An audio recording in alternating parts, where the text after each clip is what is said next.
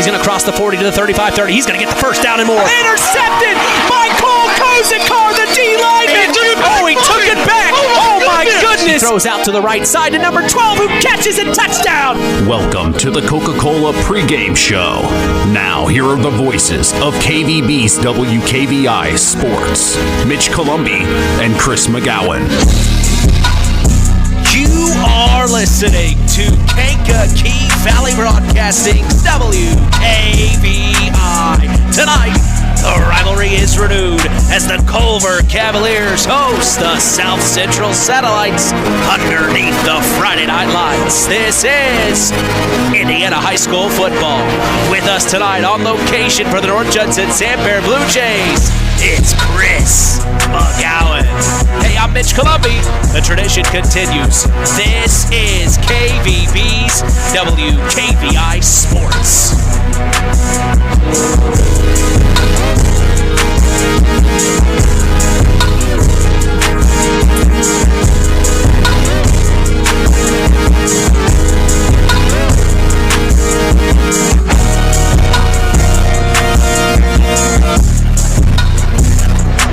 Welcome you to Week 9 of the Indiana High School football season from Culver, Indiana, 46511. You know we're back for more, set to continue the new era of Kankakee Valley Broadcasting Sports on 99.3 FM and around the world, streaming live on WKVI.com. As we get ready for our final regular season football broadcast of the season, we have talked with both head coaches of the Culver Cavaliers, Austin Faust and Buzz Show for the South Central Satellites during several practices and on the Saturday Sports Line, of course. But when we look at the home team in tonight's football contest, we see the Culver Cavaliers under the direction of Austin Faust in his third year as the head coach. In Week 1, to start things off, they traveled to Attica and came away with an astounding performance, winning 26-7. Week 2, we saw them fall to the West Central Trojans on the road 32-6. Week 3, they took a tough loss to Triton here at home 48-8. Week 4, we saw them fall to Winnemac at home 30-22. Week 5, they fell to North Judson Santerre 41-0. Week 6, they beat Casson on the road 12-7. Week 7, they lost to Pioneer at home 35-0. And then last week, they fell to North Miami on the road 37-0 as they come into tonight's matchup at 2-6 on the year and 1-5 in Hoosier North Athletic Conference play. Looking at stats for the Cavs, they are led by senior quarterback Jonas McEwen. He has thrown the ball for 622 yards up to this point. He has completed 35 of his 102 passing attempts while throwing 7 passing touchdowns. Right behind him in the rushing department, the Cavs are led by sophomore John Carr. He has rushed 63 times for 230 yards. He comes into this evening averaging 3.7 yards per carry. In the receiving category, senior Caleb McEwen, that's a target, the McEwen to McEwen connection we love to see. Caleb leads the team in the receiving category with 350 receiving yards on 22 receptions. He has 4 receiving touchdowns as well. The Cavs offense is averaging 9.3 points per game, and their defense is allowing 29.6. On location for the North Judson Santerre Blue Jays is our very own sideline sports analyst Chris McGowan. The Blue Jays are in a Hoosier North Athletic Conference championship matchup hosting the Pioneer Panthers. You know we had to have Chris on the sideline, so calm your nerves. Chris is on location, making sure WKVI is bringing you all the inside access. We haven't let you down in the last 4 years, but Chris, go ahead and give us your thoughts on the Cavaliers season before we talk about North Judson. I'll tell you what, Culver, they're making strides. They're heading in the right direction. 2 wins this year. Probably a little bit less than what they had expected coming into the season, but again, the trajectory is definitely up there in Culver. Just right now, I think the big thing with them is consistency, and I think it's probably the same thing for South Central, too. Just trying to put together a full 48 minutes. They against Winnemac, they were leading at halftime. I think probably the one game where they did put the full 48 minutes together was that nice road win at Caston. Caston has hung tough with the big dogs in the conference. And for Culver to go there, that young Culver team to go to Caston and get that win, I think that's something to springboard off of and try to build upon. So, Culver, again, Very young, but making strides. That's for sure. Well, we turn the page and look at the away team tonight. The South Central Satellites under the direction of Buzz Schoaf in his 9th year as the head coach. It's been a really tough road for the Satellites, as their closest game was back in week 2, where they almost had the game won, but fell late to Boone Grove, 27-23. Week 1, they fell to Wheeler. Week 3 to North Judson. Week 4 to Triton, then Caston, then Pioneer, then North Miami, and then last week to Winnemac. As the Satellites come into this Week 9 matchup at 0-8 on the year, still searching for their first win.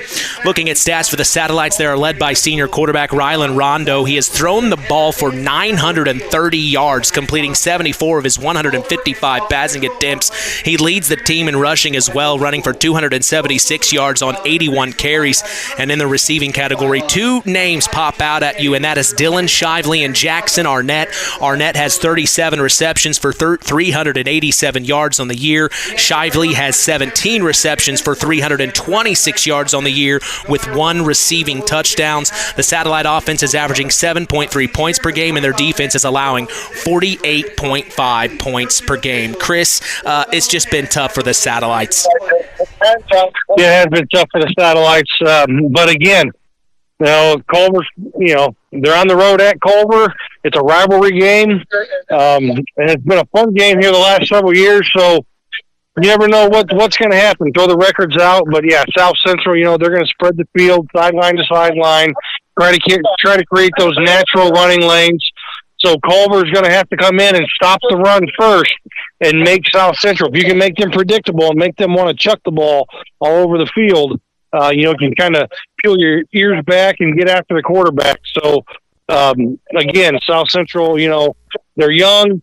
Coach Schoaf is, I know him and his staff are working hard, and it would be nice to see South Central at least get 1 win this year. But I think Culver's going to have a different story there to tell. We have not broadcast for South Central yet this season. This is their one and only game they got on the schedule we put together late July. Chris, we go back to North Judson. Big-time matchup as they are hosting Pioneer. What's the vibe like there at Liberty Field? Oh, the electricity is amazing. There's already people lining up the entire length of the fence. I tell you, it's going to be a lot of fun. North Judson is down 2 starters on defense. Both their inside linebackers are out tonight. So this Pioneer offense, they like to run the midline option attack. So going to be huge for North Judson to stop that. And with their 2 starting linebackers out, it could be a tough night. Well, Chris, we'll keep in contact. I'll let you go ahead and get a word with head coach Brett Lambert so we can air that here momentarily. But appreciate you being there in North Judson for the Blue Jays. I know that a lot of fans are very happy you're there. Yeah, I wouldn't miss this one for the world, that's for sure. All right, Chris, talk soon. That is Chris McGowan on location for the North Judson Santerre Blue Jays. We're going to keep you up to speed, folks. I haven't let you down yet, as we are expecting an amazing evening of IHSAA Week 9 rivalry football action, as we appreciate you joining us on the Coca-Cola pregame show. Go ahead and taste that feeling. We'll be back after a word from our sponsors as the Pulaski Memorial Hospital Injury Report is next. You are listening to Kankakee Valley Broadcasting's WKVI. Real magic is everywhere. It's in your mom's cooking, in 4-hour dinners with friends, in that first bite of something new, and in the fizz of a Coca-Cola. Now with so many options for less than $5, the Coca-Cola Value Collection will help you make the most out of every magic moment for so much less. Taste the magic for less with Coca-Cola. Frayne Mortuary in Winnemac is family-owned and operated with 3 locations serving Pulaski County and the surrounding communities. Frayne Mortuary has provided our community with caring and compassionate service for loved ones. Our licensed staff is available to assist you with pre-need funeral planning and at-need funeral planning. We provide traditional burial and cremation services. We offer a full line of headstones and monuments at Frayne Mortuary in Winnemac. It's our family serving your family. Who's in? Who's out? It's the Pulaski Memorial Hospital Injury Report with Mitch Columbi. Mitch? Hey, thanks, JT. guarantee. The Pulaski Memorial Hospital has been serving lives of the residents of Pulaski County and the surrounding area since 1963. We certainly appreciate them supporting local high school sports and helping continue this amazing tradition on KVB's WKVI. Could you imagine if it wasn't here anymore? No injuries to report tonight, as that is our Pulaski Memorial Hospital injury report. We jump back to North Judson, catch up with Chris McGowan. I believe he's got head coach Brett Lambert. Chris, what's happening? All right, Mitch, I'm here with Coach Lambert. Coach Lambert, HNAC championship on the line here at Liberty Field. Pioneer coming in 7-1. What's your biggest current concern going into tonight? Well, I mean, you just got to slow them down. Their offense is really good. I mean, they're good at what they do. So we got to make sure that we're, reading our keys and all that stuff, playing the correct technique, not getting too deep in the backfield because that'll kill you against a team like them. Because penetration is actually not the greatest thing when you play a team like them. So we just got to be locked in. We're going to have to overcome a couple injuries. We got our two inside linebackers, Evan McGowan, Elijah Allen. They're going to be out tonight. But I feel like we got some guys who can step up and get it done. What's going to be the key to the game if you're going to get a victory here tonight? We got to be able to move the ball, finish in the red zone, and get a few stops on defense. Special teams, they have to make sure that they're locked in and not giving up anything stupid. But again, I think if we can move the ball, I think we got a shot. All right, good luck tonight, Coach. Thank you. All right, that is Chris McGowan on location for the North Judson Santerre Blue Jays, getting a word there with head coach of the Blue Jays. That is Brett Lambert. As we invite you to stay tuned, we're going to hear from Austin Faust of the Culver Cavs and Buzz Show for the South Central Satellites after this next break. That's in the Marian University Ancilla College Coaches Corner. You are listening to Kankakee Valley Broadcasting's WKVI. This presentation of our area's local high school sports is sponsored by Pulaski Memorial Hospital in Winamac. Pulaski Memorial Hospital is dedicated to providing excellent health care to improve the health and quality of life for the people and the community they serve. They will meet the community's needs and exceed their expectations by creating the best possible health care experience. For more information of the services they provide, call 946-2100. The Stark County Co-op has been a member-owned farm services co-op in Stark County since 1928. That's over 90 years, and they're still providing the same quality agronomy services to the farming community of Stark and surrounding counties. The Stark County Co-op is an LP and fuel provider. The Stark County Co-op purchases grain at both locations, Hamlet and Browns. You can reach them by phone at 1-800-782-3392, the Stark County Co-op. Let's talk with the coaches on the Ancilla College Coaches Corner with Mitch Columbi. Talking with head coach of the South Central Satellites, it is Buzz Schoaf. Here we are, Coach. Rivalry week against the Culver Cavaliers. Last regular season game of the year. Talk about what you have to see from the Satellites to end the year on a good note. Yeah, so same thing as I talked about on Wednesday. We gotta make tackles when they present themselves, and we gotta sustain drives, and we gotta end up with some points. They've been struggling offensively the last couple of weeks, but they've had really two really tough opponents. So them being shut out the last week, obviously they need to see the end zone. We got to make sure that it's not easy on them, and then we just got to finish drives. We've been able to drive down the field a little bit, and then we come out empty-handed. So we just got to get those things turned around tonight if we want to be competitive. Checking out the stats, your quarterback Rylan Rondo right under 1,000 passing yards here in this season, and we know Jonas McEwen for the Cavs. They like to get the ball in the air too. A lot of highlights potentially tonight, Coach. How do you reel it in and make sure that everybody is paying attention to what they need to tonight, because it can break away quick? Yeah, it's all about focus, right? Understand what your key is, what your read is, and then trust that, right? As a high school kid, it's sometimes you try to do a little too much. We gotta understand this is a team sport, and when you got a team that spreads it out like Culver does, just like we do, right? It takes all 11 doing their job. You can't be one guy trying to make every play. You got to trust everybody around you, or else you put yourself out of position, and that gives them the big play capability, is getting somebody out of position because they're looking at something a little different than what they're used to. But as long as we do what we've been trained to do, we'll be just fine. Message to Satellite Nation here against your rival. Hey, come on out. I mean, it's a beautiful night. It can't get any better than this. So what else are we doing on fall break? Yeah. Coach, I appreciate your time. Thank you, sir. There's a trend happening around the educational world. More and more high school graduates are attending smaller community colleges to start their educational journey. At Marian University's Ancilla College, we welcome students from all walks of life. The opportunities at Marian University are endless, from living on campus to being a collegiate student-athlete. From day one, your professors will help you create a plan for a success at Marian and beyond. Find out more about Marian University's Ancilla College through our website at marian.edu/Ancilla today. Talking with head coach of the Culver Cavaliers, it is Austin Faust. Coach, here it is, rivalry week against the South Central Satellites. I talked with Buzz Schofa. He said something similar to that you said in practice last night. What are the final few moments of preparation like as the Cavs take the field? Yeah, it's just play our brand of football. We can't worry about South Central. We got to worry about us. We want to be able to play physical. We wanted to obviously not turn the ball over, put points on the board. But it really just starts with kind of just our mentality. Like we told our kids all, we had them in this morning, fall break, told them this morning, just our mentality, how we come out and choose to play, is going to decide the game tonight. Yeah, we also talked, checking out stats for South Central. Rylan Rondo, he's under 1,000 yards this season, throwing it through the air. We know Jonas McEwen can make the big play as well. There could be some big highlights tonight. How do you keep the guys' heads in it when things like that could happen? Yeah, this really, two good quarterbacks on both sides. The biggest thing is just no big plays for us. We've been telling our receivers that, the Rondo kid, he can beat you with his legs. He also can extend plays as well. So we can't come up thinking we're going to get a 30-yard sack because, they'll throw it over our head. So just being patient, try to make them earn everything, and no big plays is what we've been preaching to our defense. Message to Cav Nation.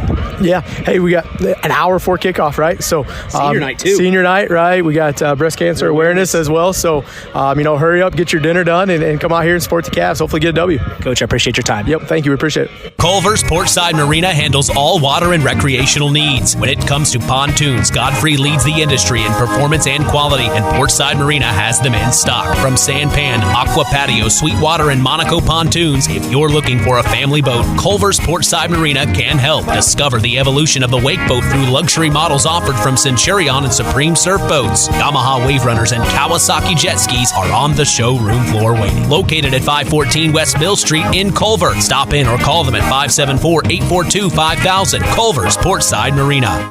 Every single time, your internet buffers during the biggest play of the game. Not when you're checking emails, not when the kids are glued to cartoons, only when the house is full of friends, the best play of the game is happening, then the screen freezes. Not with Surf Fiber Fast Internet. Gigabit speeds, no lag, no missed highlights. Score big today with fiber internet plans starting at just $30 a month, including free Wi-Fi and free installation. Restrictions apply. Not all speeds available in all areas. Go to surfinternet.com for full offer details. Are you interested in being part of a rapidly growing local company with competitive pay, opportunity for advancement, and a steady routine? LAP Waste is hiring immediately for a mechanic and both CDL A and B drivers. They offer great health benefits, PTO, holidays, and the ability to be home with your family every evening. Call them today at 574-542-4019 or email your resume to lapwaste@yahoo.com.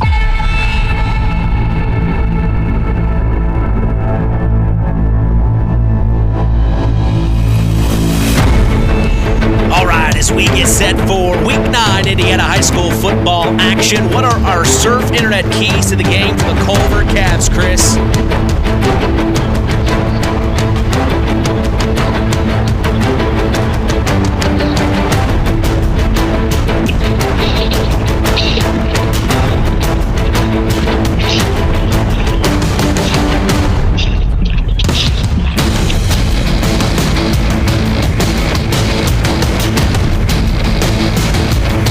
For the Satellites, Chris.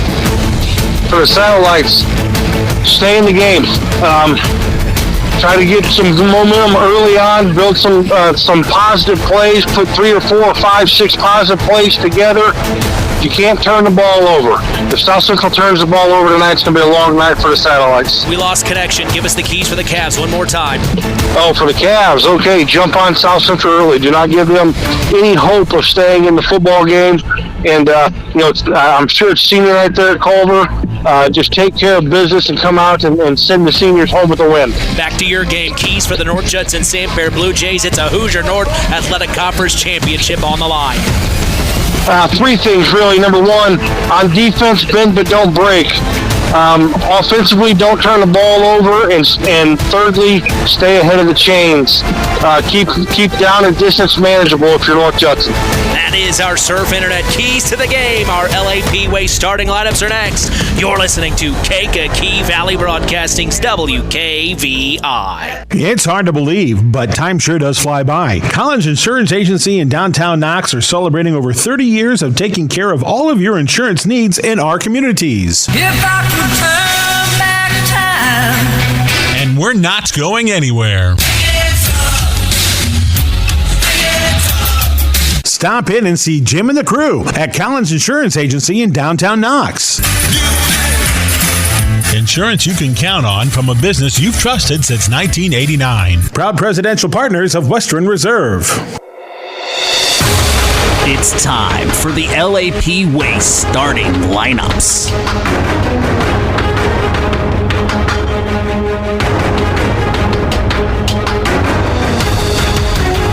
For the Cavaliers of Culver, Indiana, on offense, starting at quarterback is Jonas McEwen. The running back is John Carr. Starting wide receivers are Caleb McEwen, Braylon Jackson, Jordan Green, and Scotty Banks. In the trenches on the O-line for the Cavs are Skylar Greer and Isaiah Vela at the tackle positions. Shane Martin and Colton Falk are the guards, with Drake Zorich in the middle at the center position. On defense for the Cavs, starting defensive backs are Jordan Green, Jonas McEwen, and Braylon Jackson. Starting linebackers are Caleb McEwen, Scotty Banks, Shane Martin, and Drake Zorich. The D-line looks like this for the Cavs. We're going to see Colton Falk, Isaiah Vela, Skylar Greer, and Theron Carrington. On offense for the Satellites of South Central tonight, starting at quarterback, we will see Rylan Rondo. Starting tailback tonight is Fisher Trotsky. Starting halfback is Landon Clifford. Starting wide receivers are Jacob Zube, Dylan Shively, and Jackson Arnett. Now for the big men up front, we will see Daniel Anthony and Mason Peer at the tackle positions. Cooper Nealon and Elijah Parker will be the guards, and Jacob Saunders will be the center. On defense for the Satellites, the safeties will be Jackson Arnett and Rylan Rondo. The cornerbacks are Jacob Zube and Dylan Shively. The linebackers are Logan Kleist, Fisher Trotsky, Cooper Nealon, and Landon Clifford. On the D-line, getting after it for the Satellites, we will see Elijah Parker and Mason Peer as the defensive tackles, with Jacob Saunders as the nose. That is our LAP Waste starting lineups, as we will be back to get set for kickoff. Hey, you are listening to KVB's WKVI Sports.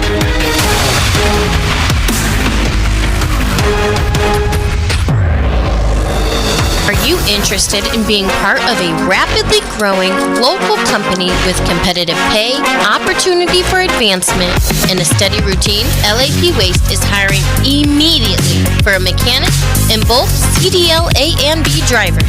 They offer great health benefits, PTO, holidays, and the ability to be home with your family every evening. Call them today at 574-542-4019 or email your resume to lapwaste@yahoo.com. The tradition continues with Mitch Columbi on Kankakee Valley Broadcasting's WKVI.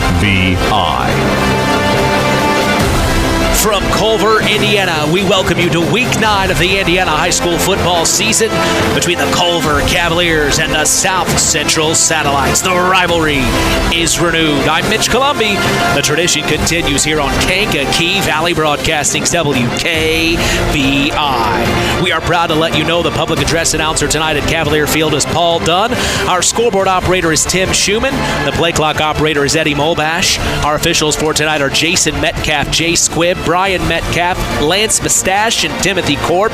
On location for the North Judson St. Bear Blue Jays is Chris McGowan as they are taking on Pioneer for the Hoosier North Athletic Conference Championship. And like I said, I'm Mitch Columbi, proud to be doing the play-by-play as we are set for Indiana High School football from Culver, Indiana. We look around our area teams tonight. Chris, the Winnemac Warriors are hosting Caston. What say you?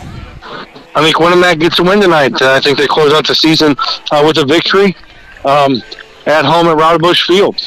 West Central, they are hosting North White tonight. They lost their first game of the season last week. Do they make it a big win against North White tonight in Francisville? Yeah, it's a rivalry game, but I think they get a big win tonight. I think they come out. I think Coach Hall has the Trojans ready to play, and they got that bitter taste in their mouth from last week that they want to take care of. The Knox Redskins had their second undefeated season in Knox football history last night. Miles McLaughlin eclipsed 10,000 career rushing yards as they beat Bowman Academy 64-0. You think about it, Chris, that junior and senior class for Knox, they were a part of the first team to ever go undefeated in Knox football history. It's pretty impressive. Yeah, it is pretty impressive, and Miles is only the second player in state history to eclipse 10,000 yards. So that's quite impressive. The North Judson St. Pierre Blue Jays hosting Pioneer. What happens tonight at Liberty Field? I think it's going to be a tight contest, but I'm going to go with the home team, North Judson. All of that lines us up for our game. The Culver Cavs hosting the South Central Satellites in this rivalry battle. What happens here in Culver, Chris? I think it's close for a half. I think Culver pulls away in the second half. And playing at home, I think they take care of business tonight. All right, Chris, we look forward to your reports throughout tonight to keep us all up to speed. What's happening in North Judson? Good luck to the Jays. Thank you. All right, that is Chris McGowan on location as tonight's kickoff is brought to you in part by Web Printing and JT Shirt Shack in Winamac. We also appreciate them being the sponsor for the Tyler Roth WKVI Athlete of the Week Award given out each week on the Saturday Sports Line. That's the longest-running high school sports show in Indiana, thanks to our very own Harold Welter. We go live every Saturday throughout the school year at 9 a.m. Eastern, 8 a.m. Central, right here on 99.3 FM and WKVI.com, streaming throughout the world. Satellites will be set to kick, deep to return on the Cavs. They'll have the ball first. The Satellites will have it to start the second half. The Satellites in all white, red trim, red trousers with blue trim. The Cavs all black with white trim, looking very menacing. Set to kick. Got quite the leg. It's number Miguel Costa, number 5 for the South Central Satellites, and deep to return. We see Braylon Jackson as we are underway here in Culver for Week 9. It'll be taken back at the 6, crosses the 10 to the 15, out of the 20, around the edge of the 25, and he's tackled. That's Caleb McEwen on the return, number 21 on the tackle, Jackson Arnett, and that's where the Cavs will start this drive.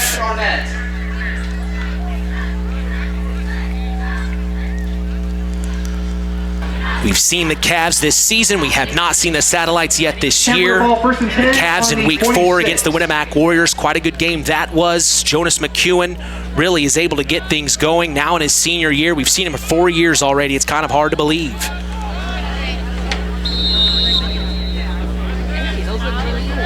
It'll be from shotgun. McEwen takes the snap, pitch out. Here he comes around the far side. Up to the 28, and a big-time tackle by the Satellites there. John Carr on the carry. He'll get a few. He'll bring up second down. Not a bad play. We usually see different things from the Cavs. We've seen them pitch out. We've seen them run it a little bit, but they do like to throw just like the Satellites do as well. So he'll get 3 on the carry. It'll be twins to the right. And out of the gun, it is Jonas McEwen. Takes the snap. Looks like it's Caleb McEwen coming near side to the 35, to the 40, to the 45, tackle to the 46, and he's brought down by number 35 of the Satellites. That was Carson Peer, the sophomore, 5'9", $155, and he brought him down. So it will be moving the chains. The Cavs for a fresh first down, and they are looking good early here in the going. First down. Already a minute blown by. Scoreless here in Culver as they host their rival, the South Central Satellites. We have Chris McGowan on location for the North Judson St. Pierre Blue Jays. Reports will be coming in throughout this broadcast. So if you're not in North Judson, stay tuned. We'll get it to you. Trips to the left, takes the snap from the gun. It's a handoff. John Carr near side, and the Satellites read it well. He may get a yard. It will be close to the line of scrimmage. We'll see where they spot the ball. But right now, the Satellites are doing a good job of finding the ball immediately right when it is handed off. John Carr, he didn't have much to go. They're going to give him 1 yard on the carry. 2nd and 9 from the 47 in Cavalier territory, heading right in your mind's eye. McEwen will get the play call from the sideline. He trots to the huddle, and now they get to the line of scrimmage. From the 47. Bunch to the left. From the gun, McEwen, it's a quarterback keep. Trying to get to the 50, and a big-time tackle by number 50 of the Satellites, Logan Cleast. The freshman Brought down by Logan Place. The Satellites came a little juiced up, and we talked with head coach Buzz Schoaf the other day. You don't have to say much when it comes to this game. The Satellites are ready to play whenever they take on Culver. That's in any sport. We've seen good basketball games between these two schools. So 3rd and 7. Be a spread formation here. McEwen from the gun, and he'll draw the Satellites off sides with a hard count, and that's exactly what they wanted to do. Encroachment on the Satellites. So it'll be an encroachment, moving the ball forward, making it 3rd and 2 now here. Interesting play call opportunity for the Cavs. Do they get the first down, or do they try to run for the home run ball, throw it for the home run ball here? We've seen that before too. Great routes, Caleb McEwen, the connection these twin brothers have. They play so well together. He's got twins to the left. It's a handoff to John Carr up the left side. He is going to, looks like, get the first down, but the Satellites will push him back. John Carr, the ball carrier. We'll see where they spot it. He's pushed back to the 45-yard line. It will move the chains. It is a Cavalier first down. So they trusted in John Carr to make things happen. We've talked about John Carr before, just a sophomore here for this Cavalier team. He also has, like we talked about on the Coca-Cola pregame show, he has had some receptions as well. Into the flat. Here's from the gun. McEwen toss out to the other McEwen. Crosses the 45 to the 40. Takes on a couple Satellites, and he's tackled to the 37. McEwen, the ball carrier. Little mojo here from the McEwen twins. You heard from head coach Austin Faust in the Coca-Cola pregame show. It is Breast Cancer Awareness Night. Coaching staff wearing pink shirts. The field beautifully painted. Pink ribbons at the 25 on each side of the field. Spread formation from the gun. McEwen toss out. This is John Carr around the edge of the far sideline to the 40, inside of the 38. And the Satellites just continue to do a great job of tracking that down. A methodical drive from the Cavs here, but the Satellites are having to put some work in. Loss of 2 yards. Brings up 3rd and 6. Looks like it'll be a loss of 2. So what looked like he was getting around the edge of the far sideline, unfortunately, we'll spot it now at the 39. Was at the 37. So here's 3rd and 6, a big one here for the Cavs. The Satellites need to snuff this out. From shotgun, McEwen takes the snap, throws out to his receiver, and he drops it. It was number 24, Scotty Banks, the senior, had it in his hands. He bobbled it and dropped it. And now we'll see if the Cavs decide to go for it here in Satellite territory or pin the Satellites deep. We've seen Jonas McEwen before. He does the punting duties as well. He relays the play to the huddle, and they trot up to the line of scrimmage. I think they're going to go for it here. 4th and 6. They need 6. He takes the snap from the gun, finds his man over the middle, and he overthrew his intended target. Caleb McEwen. It'll be a turnover on downs. The Satellites stay strong. Any indication of this game, it could be like this all night between these two rivals. And you could feel the energy in the air. Senior night here in Culver, acknowledging all the seniors. Of course, from the cheerleading squad as well. So the festivities are high here in Culver. That first drive could be a little bit of nerves. But now we'll see Rylan Rondo for the first time this season. Haven't seen him since a junior. We liked him then. Just under 1,000 yards through the air this season for Rylan Rondo. I've been told by one of the assistant coaches, Coach Carr, that he is being looked at the next level even. Rondo from the gun, twins to the left, takes the snap, hands off Shively up the middle to the 41, maybe the 42. Elijah Parker, I think, 62. No, that was 45. Yes, 45. No. I guess I missed the number on who carried it up the middle. I believe that was Dylan Shively up the middle. He gets a couple of yards on the carry, so it makes it 2nd and 8 here on the 41. Both teams running early here. Rondo out of the gun, takes the snap, takes the handoff, finds his man at the near sideline, and it's batted out of the air. He had his man, but the double coverage came. It was number 21, Jackson Arnett. but Caleb McEwen came flying over as well as Jonas McEwen. So the McEwen brothers doing good defensively. They play both sides of the ball as well.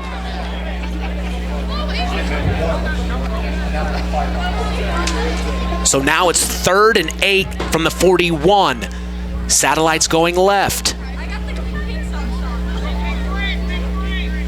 Here's from the far sideline, the play. Now they set. That's Fisher Trotsky to his right. Sets his man in motion, takes the snap, steps back, looks to throw, fires. Deep ball down the middle. He has his man, and it's overthrown. It was Dylan Shively. That was Shively. So now it's 4th down. They're in satellite territory. You got to assume they punt here. Don't want to take too many chances here. Both teams' defense is staying strong, but at any moment we know either the Cavs or the Satellites can have that big play. Just overthrew Shively. But if he brings that in, it could have been a touchdown. So set to punt is Shively. It rolls, he picks it up, it's blocked by the Cavs. It rolls past the 40, picked up by John Carr, and he's tackled to the 44. Big time block for the Cavs. They went after Shively, bad snap, hits the ground, bobbles, he picks it up, tries to get it off, but not in time. The Cavs are gonna start in great field position here. It looks like they're gonna spot it at the 43, maybe the 44. So now the Cavs are in business. You got to take a hold of this opportunity here. Jonas McEwen will break the huddle, and the Cavs are just moving forward here. They're ready to get this game rolling. Twins to the left. Lone man out to the right, takes the snap, hands off to John Carr, up the middle, and he's wrapped up. He crosses the 40, maybe to the 39. Fast-paced football. That's what these two teams bring to the table. But on those incompletions, that can stop the clock and draw this game out. We're already at the 6:20 mark here in the first. It's scoreless between the Cavs and Satellites. We appreciate you joining us here on Kankakee Valley Broadcasting's WKVI. KVB's Max 98.3s here in Culver. They're at the Academy to see John Glenn take on the Eagles. As here is a shuffle pass forward to Braylon Jackson, who was set in motion. He gets maybe to the 36. But we always say feel free to flip back and forth as Rusty Nixon and Joe McKee are on the call. They're here in Culver, both KVB stations in Culver tonight. Beautiful Culver off the shores of Lake Maxinkuckee. They'll spot it at 36. 3rd and 2 for the Cavaliers. For the Cavs, 3rd and 2 situation yet again. He got out of bounds. It stopped the clock at the 6-minute mark. From shotgun, McEwen takes the snap, hands off the Carr. Here he comes. He's going to get the first down and more. Crosses the 30 to the 28, maybe the 27. 12 Carr, once again the ball carrier. Tackled by a host of Satellites. So several Satellites on the tackle, but they allow the chains to move, and now the Cavs are marching down the field trying to get into the red zone here. Eerily quiet here in Culver.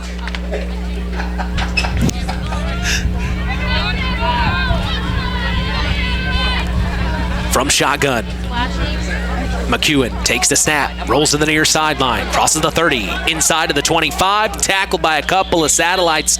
One of them on the play, it looks like that's number 61, Cooper Nealon, the sophomore, McEwen on the 5'10", 225. Brought down by Cooper Nealon and Elijah Parker. Also Elijah Parker on the tackle.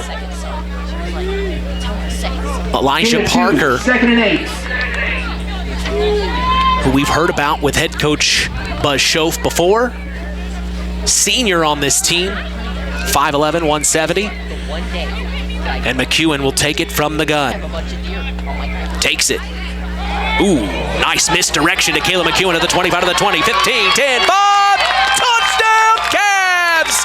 They get on the board first. Little misdirection, shuffle pass to the man in motion. That's Caleb McEwen coming near sideline. The Satellites didn't know what to do, and the Cavs take it to the house 6-0 early at the 4:47 mark here in the first. Fireworks here in Culver. Cavaliers set to go for 2. Nothing new from Chris McGowan and North Judson. No news is good news for the Jays right now. Going for two are the Cavs. Twins to the left, takes the snap, hands off to Carr up the middle. He's wrapped up by Satellites. The Cavs say he's in, but the official says no. The 2-point conversion is not good, so it keeps it 6-0 here in Culver as they lead their rival, the South Central Satellites. Still in good position are the Satellites. We'll see what they were able to do here on this next drive, as L&D Farms is a proud sponsor of local high school sports. They are no stranger to hard work and dedication. They recognize the structure and discipline that goes into playing sports and being part of a team. L&D Farms wishes all local teams good luck this season. Web Printing and JT Shirt Shack in Winamac is also proud to be part of the broadcast this evening. Web Printing and JT Shirt Shack provides all your printing, screen printing, apparel, and embroidery needs. Call 574-946-3551 and ask for Tina if you want to look cool like the KVB crew. I'm Mitch Columby here in Culver. Chris McGowan in North Judson. Like we talked a minute ago, Rusty Nixon and Joe McKee for Max 98.3. Also in Culver as the Eagles are hosting the John Glenn Falcons. Both teams came into that game at 2-6 on the season. We saw the Falcons against the Knox Redskins, and they played very well. Tied the ball game up late in the second to go to the halftime break. But then that defense, that strong defense for the Knox Redskins just really punched them in the mouth, and they were not able to score the rest of the way. But the John Glenn Falcons showed signs of life. We saw Archer Russ, the quarterback, do quite well. Flip sides for, Coach Dorrell for the Culver Academy Eagles. Their quarterback, Dorrell, he does an amazing job as well. So that game could be interesting tonight as two teams starving for a win at 2-6 to finish off their regular season. It's kind of hard to believe we are in week 9 already. The draw came out last week. Just a lot of things happening, and time is flying as it'll be a try. It looked like they tried for an onside kick here, but the Satellites will pounce on it back at the 29. Maybe more of a squib kick near to the near sideline, and that's where the Satellites will have it. They don't want to kick it deep to those athletes. They know the Satellites can run. So the Satellites will have it at the 28, maybe the 29-yard line, and that's where they will start on this next drive. Now, this is an opportunity for the Satellites to match it, to get that touchdown to tie this ball game up. Now, if you're the Cavs on the other end of the field, you don't want to allow them to score. You want to get the ball back and put more points on the board. It's senior night, breast cancer awareness night. Want to put on a show for the fans here in Culver. As it's Rylan Rondo from shotgun, sets his man in motion, takes the snap, looking to throw, rolls out of the pocket, fires over the middle. He's got his man at the 35, and he's tackled at the 36. Number 3, Jacob Zube, the senior, on the reception. It'll move it to the 36. Not a bad play call there, and you saw the arm from Rylan Rondo. He zips it in there real quick. And they're moving quickly now, causing the Cavs to have to line up really fast on defense here. From shotgun, Rondo sets a man in motion, takes the snap, hands off to the man in motion to the near sideline, breaks the tackle to the 35 to the 40, now inside of the 44, and that's where he goes out of bounds. Great play, Jackson Arnett, the freshman, and it'll move the chains for a Satellite first down. Great play call there for the Satellites. 44, first down Satellites. There's something about when these two teams match up,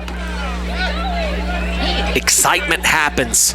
Some of the best plays, some of the best highlights I've had since coming up here 4 years ago have come from this game, and I'm serious. Rondo gets the call. They all have a play call on their wrist to look down and see what they're going to run. Ooh, and they're going to draw the Cavs off sides just as the Cavs did to them earlier. Little tit for tat going on here in Culver. Encroachment on the Cavaliers. This is fun. So on the assessed penalty, it'll spot it at the 49.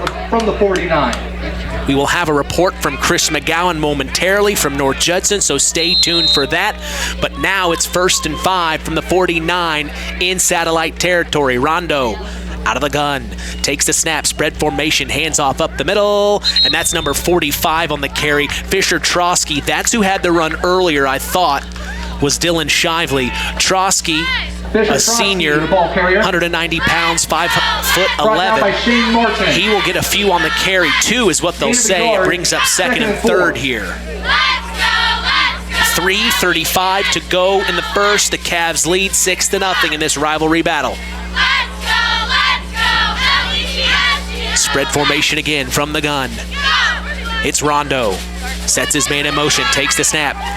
Little pitch out, nice, uses the option around the edge of the 50, the 45 to the 40, flag flies, inside of the 35. We'll see what the penalty is on. Arnett he used the option, Jackson Arnett. We'll await to see what the laundry means. 2 flags on the field.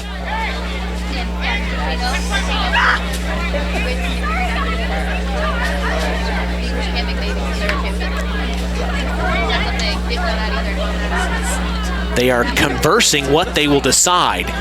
It will be on the satellites. They'll push it back all the way to the 41. So that negated a lot of work that the satellites had achieved. They shot themselves in their own foot here. This will keep holding it on the satellite. Yeah, holding on the satellites. It'll keep it second down. It'll be second and 13 now. So tough situation for the satellites here, facing some adversity here in the first with 3:14 to go.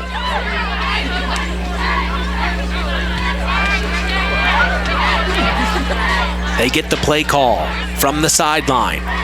Set to go, Rondo takes it, steps back. Here come the Cavs, they're all over Rondo. He's gonna get out of it. He throws to the near sideline and a big time hit, but he caught it. Number 46 on the reception, Landon Clifford. Rondo's pass is complete to Landon So he Clifford. gets it to the 44 with Cavs trailing after him, and then a big time hit.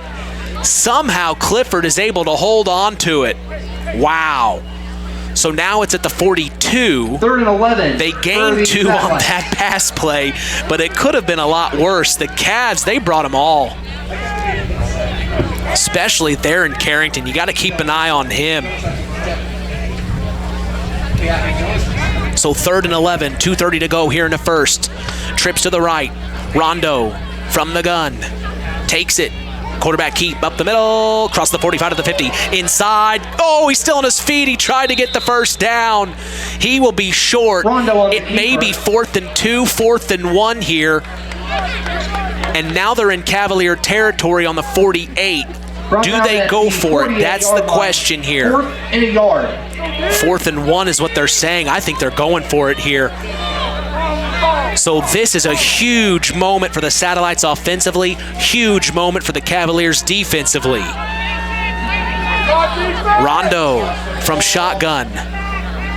Takes the snap, hands off, Trotsky up the middle, still on his feet. It looked like he was stopped short, but somehow slips through. It is not good enough. It is not enough. So it'll be a turnover on downs. The Cavs will take over. First down, Cavaliers. Wow. Well, we'll go ahead and catch up with Chris McGowan to see what he has in North Judson. Chris, what's going on? Thanks, Mitch. With 5:40 left to go in the first quarter, Pioneer took the opening kickoff. Actually, Judson forced in 3 and out, but a running into the kicker penalty prolonged the offensive series. So Pioneer took the opening possession and marched it down the field for a touchdown, a Rands touchdown, and the extra point was blocked. So with 5:40 left to go in the first quarter, Pioneer 6, North Judson 0. Thanks, Chris. We appreciate you. That's Chris McGowan on location as the Pioneer Panthers lead the Jays 6-0 here early. He told us the intricate details there of what is happening, but we will keep you up to speed as Chris McGowan is there in North Judson for that Hoosier North Athletic Conference Championship game. The next play was a handoff for the Cavs. They get it to the 46. It will be a loss of a yard, making it 2nd and 11. The Satellites defense, they are showing signs of life while they have allowed that 6 points initially from the Cavs. Other than that, it's been tough. And here's another misdirection. Caleb McEwen at the 50, inside of the 45 to the 40, down to the 35 to the 30, 25 to the 20, wrapped up and taken out of bounds at the 15. McEwen on the carry. So there's that misdirection play that got them the touchdown initially. Now they are in the red zone and knocking on the door for 6 Enough more. for a Cavalier first down.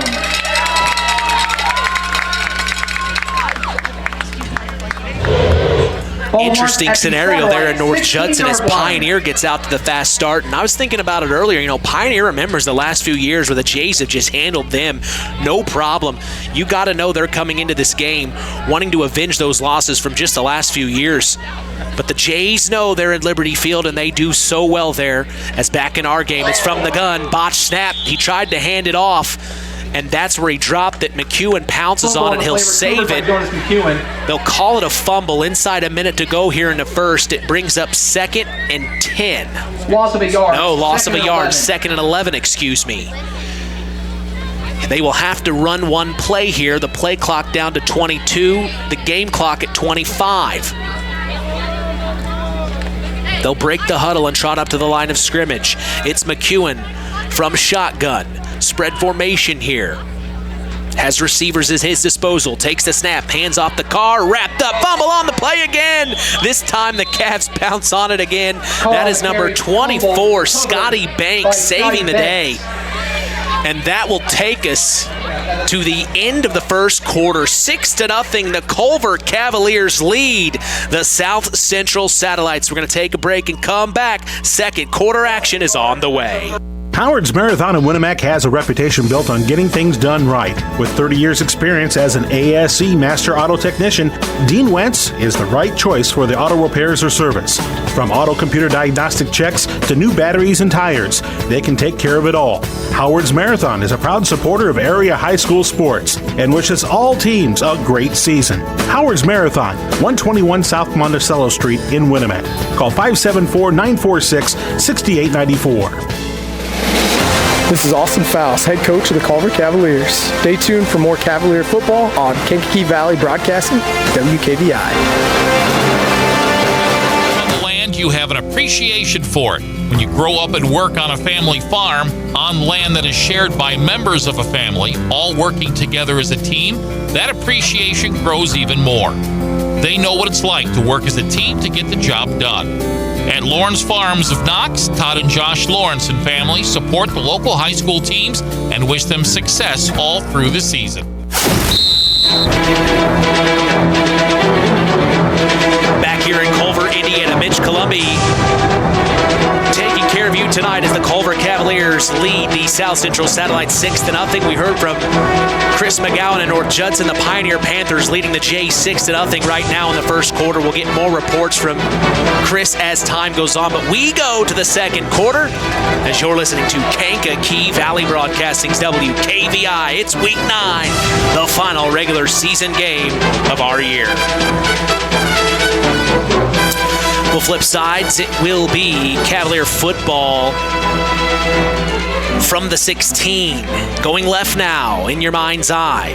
Under center, it's McEwen taking the snap, handing off. It's Caleb McEwen, and he will be tackled way behind the line of scrimmage. That's Landon Clifford on the play. So a loss of yards. They're paying attention now to Caleb McEwen after he has had 2 big runs on these Satellites, one of which scored. And now the Satellites know we got to keep an eye on number 80 here because Jonas, his twin brother, likes to look for him. We talked about that in the Coca-Cola pregame show as well. So they'll break the huddle. This will be a loss of 8 on the last play. 4th down, 2. Deep ball down the near sideline to Caleb McEwen. And it'll be incomplete. A turnover on downs. The Satellites stay tough. Wow. So a defensive effort from the Satellites sees the ball, go back their way, and now they will be on the 24-yard line in their own territory. It's a turnover on down. First and 10, and now's the time for the Satellites. This is the second time they've done this. Now they need to score off of it.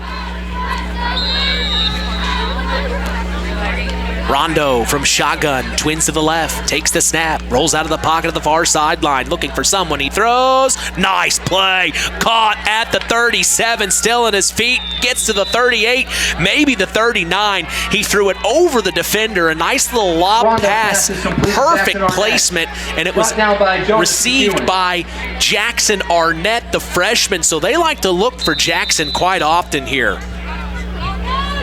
Ball spotted at the 33, first down Satellites. Or 38, first down Satellites.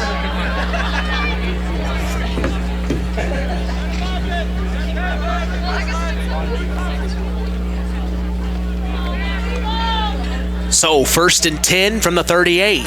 The Satellites. Oh, botch snap. He drops it. The Cavs pounce on it. Who will come up with it? The Cavs are saying they have it. The officials are getting into the pile here.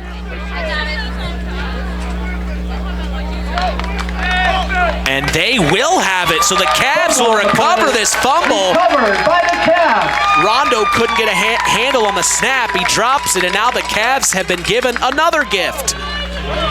Wow.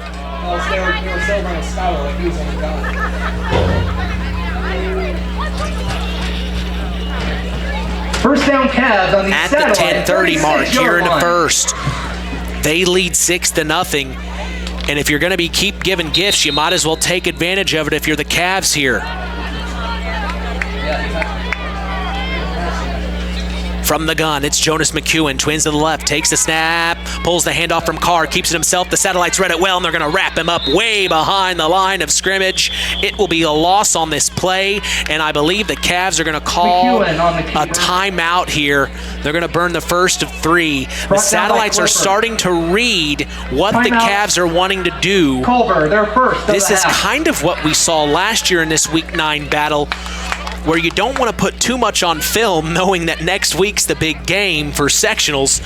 And we were seeing a lot of running plays between these two teams last year in Union Mills. That's kind of what we're seeing tonight. We've seen the ball in the air, not as much as normal, though, especially what we saw from the Cavs in Week 4 against Winamac, where the Warriors were able to come away with that win. But the Cavs are going to take a timeout. They're going to talk things over. Interesting scenario here. It'll be a loss of 4 on the play. 2nd and 14. Is loyalty, pride, dedication are all attributes of a Knox Redskin football player. Like the Redskins, Keener Construction takes pride in their homes and community. Call Chad Keene today for your custom home build at 574-806-1387. We talked about the Knox Redskins in the Coca-Cola pregame show. The second undefeated regular season in Knox football history. Miles McLaughlin eclipses 10,000 rushing yards in his career, which is the second time that's ever happened in the state of Indiana. He's behind Charlie Spiegel, and if things go according to plan, he may be able to break that record in the next couple of weeks. We'll see. As we're back in action out of the timeout, McEwen finds his man to the near sideline. Nice little throw play. He gets to the 45. That's number 24 on the completion, Scotty Banks, but there is a flag on the play, and we'll see what it is.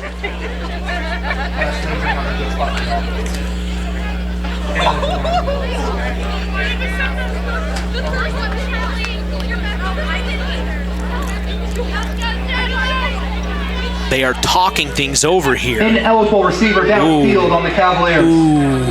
And if you heard PA announcer Paul Dunn, ineligible receiver for the Cavs will push the ball back, negates that play to Banks. It'll now be spotted at the 46. 5-yard penalty. Keeping it second down, so it's 2nd and long here. A long 19 yards to go for the Cavs.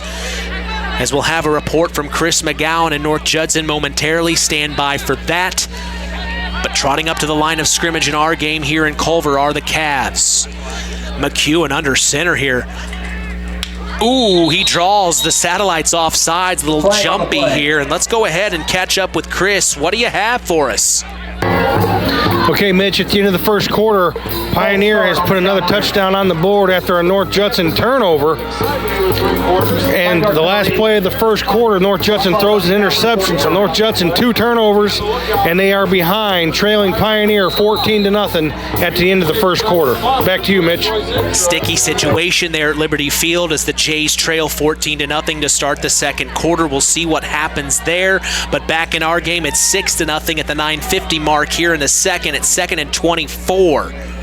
They lost 5 yards, or they gained 5 yards. Oh, they called that on the Cavs, evidently. So that pushed the Cavs 5 yards back even further. It was 2nd and 24. Now it's a run up the gut to the 45 in Satellite territory, making it 3rd down here. And 3rd and long it is. They need to get it. to the 16, 17-yard line. That's where the Cavs need to get it, and they are at the 45. 3rd and 19. Coming up on 9 minutes to go here in the first. Yo, it's Eddie. It's Eddie. Takes the snap. He's going to keep it himself to the near sideline. Crosses the line of scrimmage. Inside, using the blocks to the 40, to the 39, push back to the 40. We'll see where they spot it here. It'll bring up 4th down, well short of the first. They bring it to the near side of the field, though. It'll be taken from the near hash, and I assume the Cavs punt, but we've seen it before where they decide to go. But at this point, I think you got to try to pin the Satellites deep here. 4th and 13 on the 40.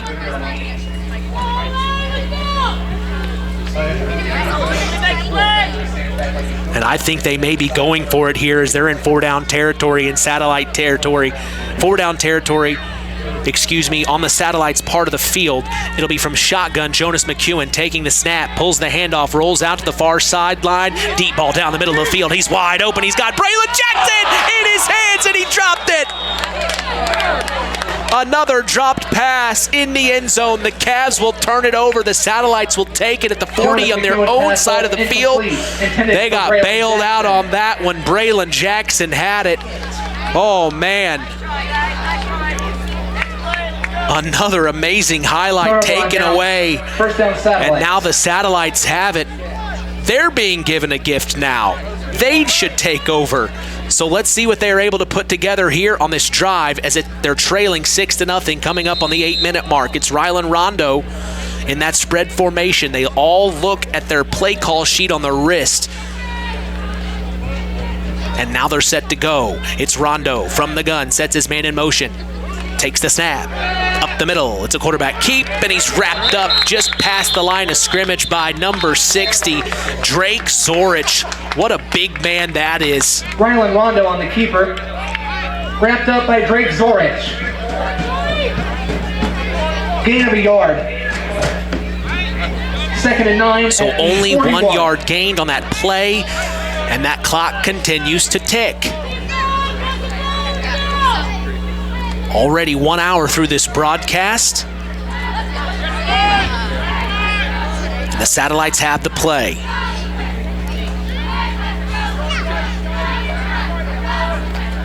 Rondo from shotgun takes the snap, steps back, rolls out of the pocket, fires over the middle. He had it in his hands, number 4, Dylan Shivlin. He dropped it, but a Cav, that's Drake Zorich coming over there, caused some issues. He heard the footsteps coming. It'll bring up 3rd down. Rondo's incomplete. Intended for Shivlin. We've talked about Drake Zorich before. He lives in the gym. Same with Theron Carrington. You ever stand next to Drake Zorich, he's a big kid. He's a big young man. That's what he is. Spread formation, 3rd and 9 here for the Satellites. Out of the gun. Rondo sets his man in motion, takes the snap, steps back, rolls up in. He's going to keep it himself to the 45, to the 50, out of bounds at the 49. It will move the chains and be a Satellite first down. Smart move there by Rylan Rondo as he keeps this drive alive for the Satellites. They want to try and tie this ball game up here. This is most important.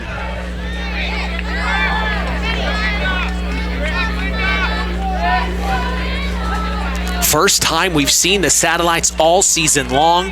We talk with head coach Buzz Shove every Saturday on the Saturday Sports Line. So gracious with his time, drives all the way to Knox to make sure that he promotes his high school athletes, and you know we were going to be here for him. Oh, botch snap, hit him in his beak. It's on the ground, and the Cavs will pounce on it. That's number 74. Fumble on the play, recovered by Colton Falk. So another bad snap.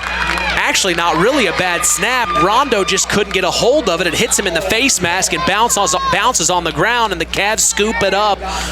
So a little back and forth affair here in Culver. 1st and 10 at midfield.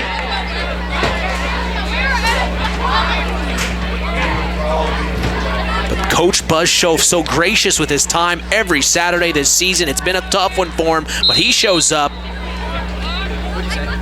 So will we. From the gun, bunch to the right. takes the snap, hands off. It's John Carr to the near sideline, across the 50 to the 45, pushed out of bounds. 12, John Carr on the carry. And I think that was Jackson Arnett pushing him out. So Carr, growing up just in the last few weeks, he runs very confidently here. And now the Whitecap Gain of 5. 2nd and 5. Blow the whistle. He wants to count and make sure everything's good before he starts the play clock here. Inside 7 minutes to go here in the first half. The Cavs lead 6-0. Mitch Columbia along with you. We're so glad you joined us. Chris McGowan on location for the Blue Jays. They're trailing Pioneer 14-0 right now. We'll keep our ear out from Chris and his reports. As from the gun, it's McEwen. Takes the snap. Quarterback keep up the middle to the 40. Inside, breaks the tackle. Still on his feet to the 35 to the 30. Still on his feet to the 25 to the 20. 15, 10, 5. Touchdown, Jonas McEwen. Culver. Flag on the play. And there is a flag on the play back at the 24. Jonas broke about 4, maybe 5 tackles. One of the tackles was pulling his jersey, and he kept running forward. He's been in the gym too, guys.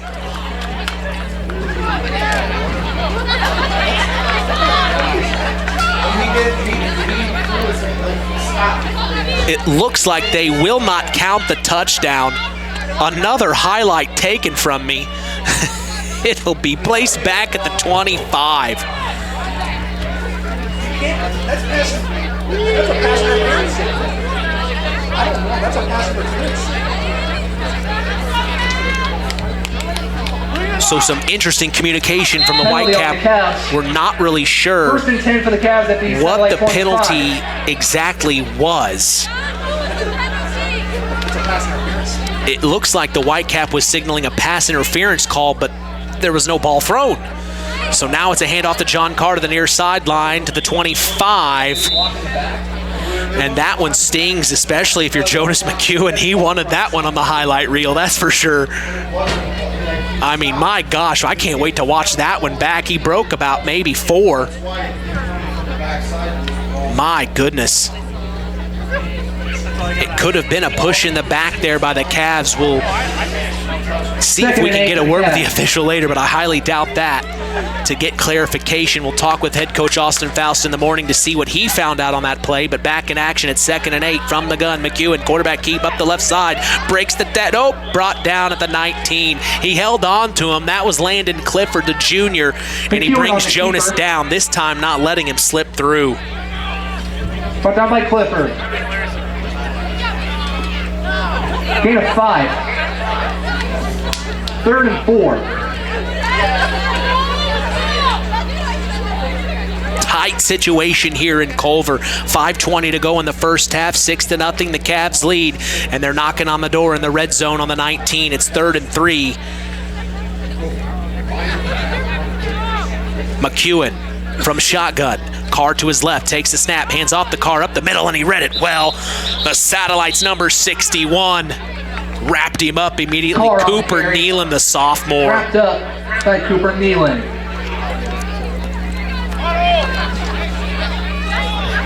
No gain on the play, 4th and 4. Been several plays like that tonight where the Satellites just read it so well, and they don't allow Carr to get through that initial block. I mean, they're trying to create the holes, but the Satellites are ripping right through it. Next play, 4th and 3. Cavs are going for it, and they draw him off sides from the hard count. Called on the Satellites. 62, got a little eager. Elijah Parker, the senior, and he knew better. He knew. He held his head low, couldn't believe it. It'll be a 5-yard penalty, and it'll move the chains. A Cavalier first down deeper in Satellite territory, spotted at the 14-yard line with 4:20 to go here in the first half. The Satellites will get the ball to start the second half, so this is a big moment for the Cavs to put points on the board here, leading by 6. From the gun, McEwen takes the snap, hands off to John Carr, round the edge using Drake Zorich as the block, to the far sideline, and he will go out of bounds. Flag on the play. Flag on the play. Following Drake Zorich, you feel pretty safe especially going around the edge. We'll see where they spot it.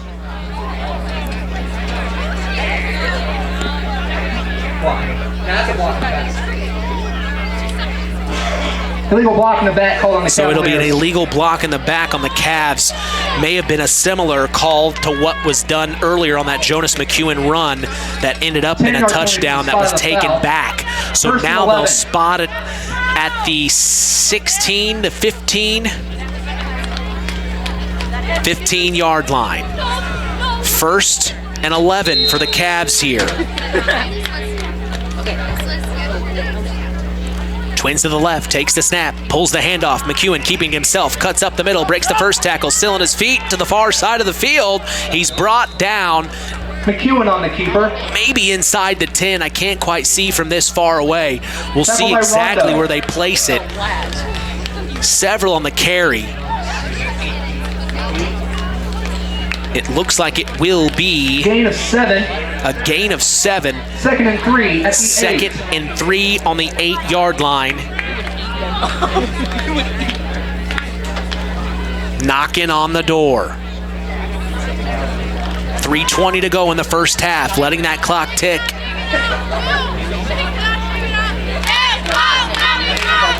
Next play from the gun, takes the snap. Quarterback keep up the left side, using the blocks.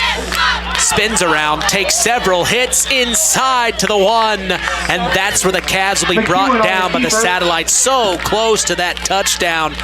Brought down by a host of Satellites. But it will It's be Cavalier first a down. first and goal now for the First and goal Cavs from on the the 1. 1-yard line. 3 minutes to go in the first half. They lead 6-0.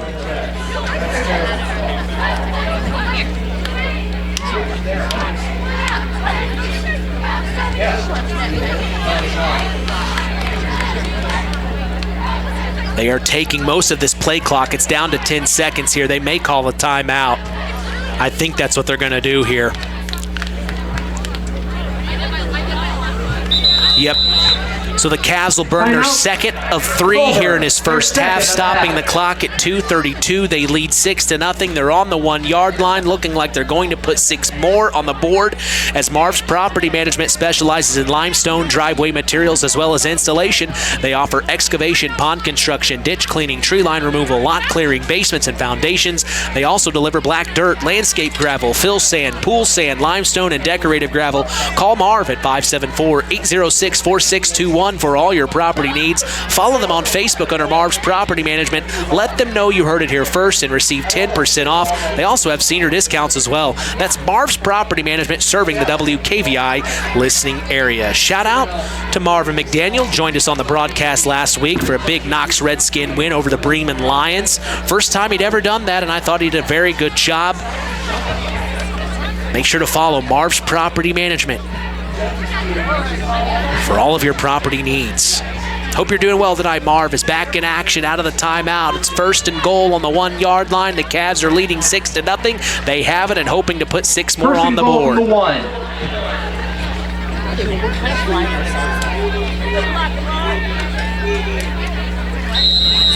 1. McEwen. He's going to take this from shotgun. Carr to his left. Takes the snap. Quarterback keep up the middle, and he'll get the touchdown. Touchdown, Culver. Jonas McEwen. Cavalier touchdown. 12-0 now's the score. And the Satellites have 2:29 to go here in this first half. They get the ball back to start the second, so they're going to have to move quickly here. 1-yard touchdown run for Jonas McEwen. As the last score update we had from North Judson, it was 14-0. The Pioneer Panthers leading the Jays to go into the second. We're waiting to hear from Chris McGowan on location, roaming the sidelines as he always does, getting all the inside access. But here in Culver, it's all Cavs, and they're going for 2 to make it 14-0 here. See if they get it. Takes the snap, rolls out, fires to the near sideline, and he dropped it. Scotty Banks had it, and he dropped it. So it will keep it 12-0. 2-point conversion. The Satellites are still in this ball game, trailing by 12. It could have been a lot worse. Your Cavaliers 12, Satellite 0. And we do know from the Satellites at practice, they've got a kicker, Miguel Costa, the foreign exchange student. At practice on Wednesday, he was kicking 50-yard field goals. Not every one of them went through the uprights, but they went far enough. Might be the best leg I've seen this season in our area, period. Miguel Costa. You don't have to believe me. I was the one there that saw it.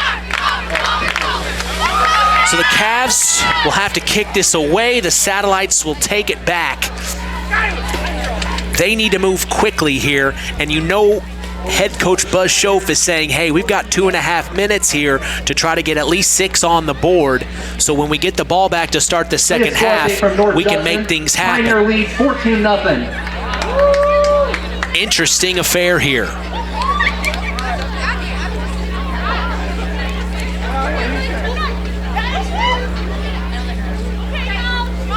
We remind you every morning to join Rich Wallman on the WKVI Morning Show, Monday through Friday, 5 a.m. to 10 a.m. Central. You can catch local news as well for our area with Kankakee Valley Broadcasting News reporters Rusty Dixon and Becca Shepard. You can catch their stories on WKVI.com and Max983.net to stay up to speed in your Jackson local Arnett, area. back deep to receive for the Satellites. So set to kick is Kayla McEwen for the Cavs. And he will try the onside kick. It bounces off the Satellites, and the Cavs bounce on it. They pull the fast one on the Satellites. The Cavs say they have it, and they do. They do. The Satellites did not see that coming. Wow, smart play call by the Cavs to go ahead and take a chance here. They get the ball, and they are able to hold on to it the last 2:20 here, not allowing the Satellites to try to put points on the board. Oh, man, if this isn't a rivalry battle, I don't know what is. That was a message right there being sent to the Satellites. We're not giving you the ball back. We know you get it to start the second half. We're not giving you it here now. So now the Cavs have it from the gun as Jonas McEwen pulling the handoff. He throws it to Kayla McEwen. A Satellite was after him, number 64, causing the problems. Mason Peer, the sophomore, 6 foot 225. That's a big boy coming at you. He didn't like that. He tried to get it off to Caleb, his brother. 2nd and 10. But it was just short. And now it'll be 2nd and 10 from the 45 in Satellite territory. Clock is stopped at 2:15 here. What a message.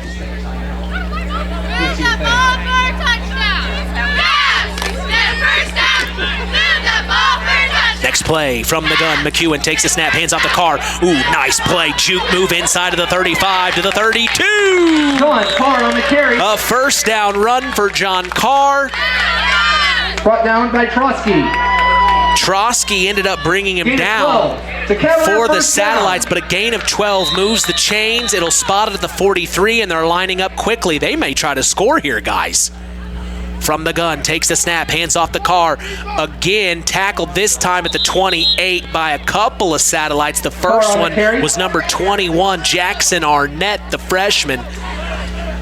Brought down by Arnett. And Carr will come up a little hobbled to the near sideline. Gain of 4. A little limpy there. Hope he's okay. 2nd and 6. The trainer's checking him out now. And McEwen will trot to the line of scrimmage here. They'll break the huddle.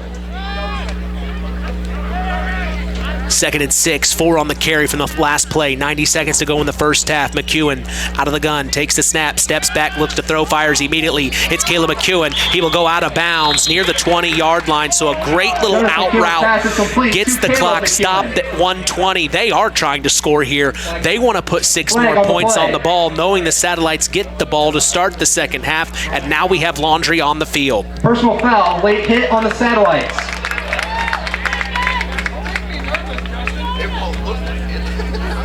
They're going to call it on the Satellites here, so this will even move the ball farther forward to the 11-yard line. Oh, man. From the end of the play. These are the kind of things that Coach Schoaf has talked about each week on the Saturday Sports Line, where the Satellites get into situations like this. and it just perpetually gets worse. But also, Next play from the 11, takes the snap. Quarterback keep up inside of the 10, close to the 5, pushed out of bounds. It stops the clock at 1:14. McEwen on the keeper. He's inside the 10. It looks like they're going to spot it at the 4-yard line here. My goodness. Halftime Gain of 7 in Winamac, or no, halftime in Winamac, excuse me. The Caston Comets are leading the Warriors 14-6. Back in our game, 12-0, the Cavs lead, and they're knocking on the door for more with 1:14 to go in the first half. Here come the Cavs. It's McEwen from the gun. Takes the snap. Quarterback keep up the middle, and he will get the touchdown. Touchdown, Culver, 6 more, and it only took 1:10 seconds. Jonas McEwen for a Cavalier touchdown. So now it is 18-0, the Cavs lead. We remind you just a few moments ago, it was 6-0. So just in the last few minutes, the Cavs have been able to put 12 points on the board quickly. The Satellites are needing to respond here. 1 minute and 9 seconds is what they will have for the first half. And the Cavs are going for 2. McEwen under center. Takes the snap, spins around, hands off. It's Theron Carrington up the middle to get the 2-point conversion. Theron Carrington. Theron Carrington for the 2-point conversion. So they will get that one. 20-0 is now the score, and the Cavs lead with 1:09 to go. If you're the Satellites, you're going to have to work very, very fast here.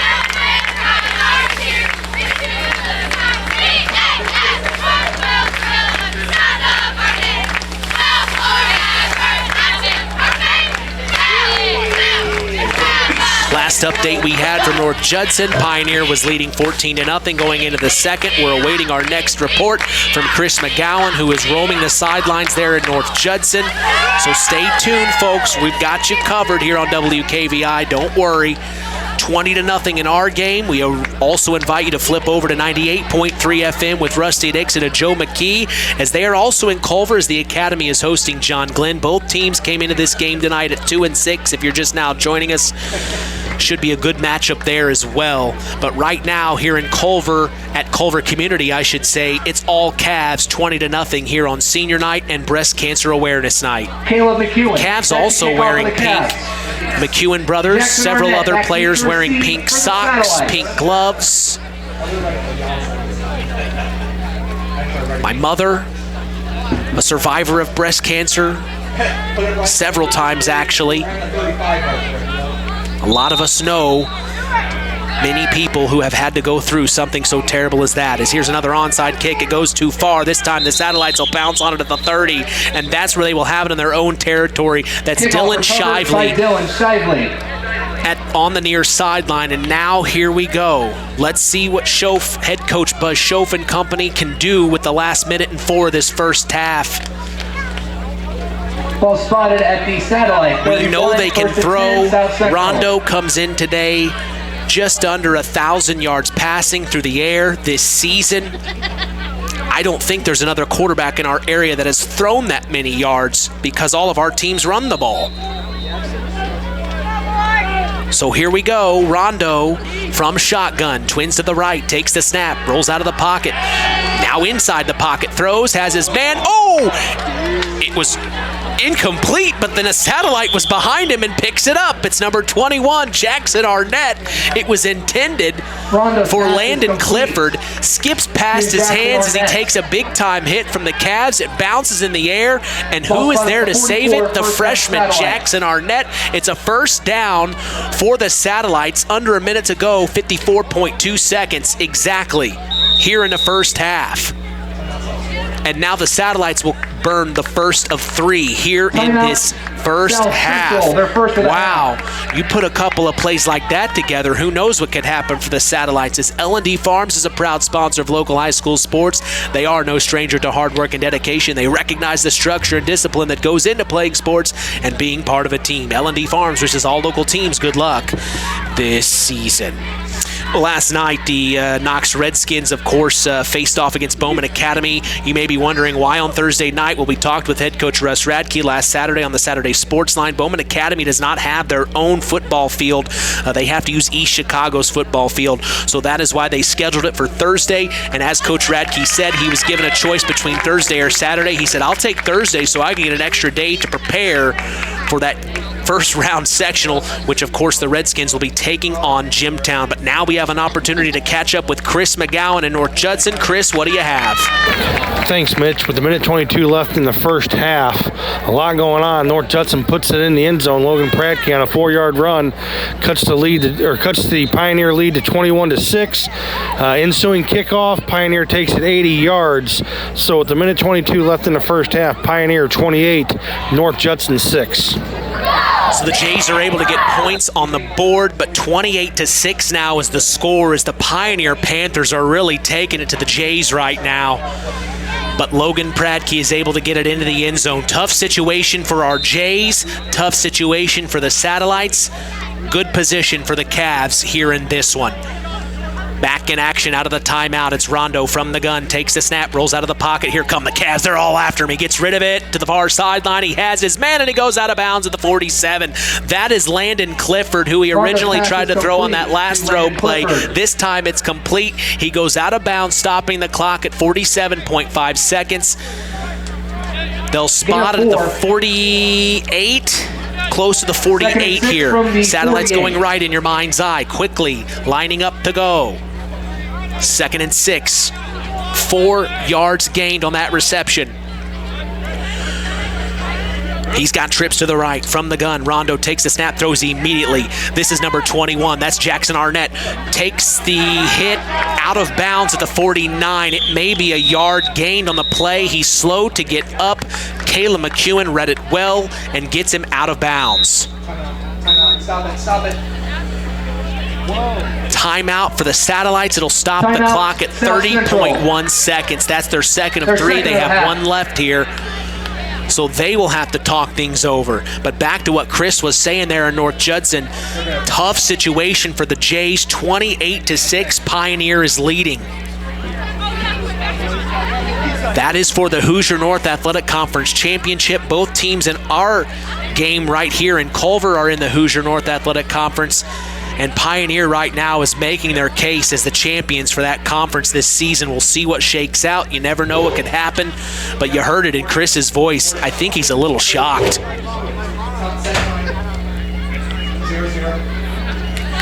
Probably the only positive I have for not being from the area. I'm not that well invested. I support all of our teams equally. But 40 seconds exactly is what is left here in Culver as the Satellites have it. We'll see what they do out of the timeout. I don't know if they have enough time to keep doing these out. At some point, they're going to have to take a shot. We'll see how much time will be left. And they need to get out of bounds as quickly as possible here. Those little quick out routes. Or if they're open down the middle, nice little seam route. So trips to the left now, Rondo from the gun. Sets his man in motion. Takes the snap, pulls the handoff, steps back, look to throw, deep ball down the middle of the field, and it's incomplete. Overthrew his intended target, number 21, Jackson Arnett, the freshman. Ryland Rondo's pass falls incomplete. So they took the shot like we were just talking about. It takes 5 seconds off the clock, but this is now 4th down for the Satellites. So we'll see if they can get a quick first down and out of bounds to keep this drive alive. The Cavs defense is tightening up here.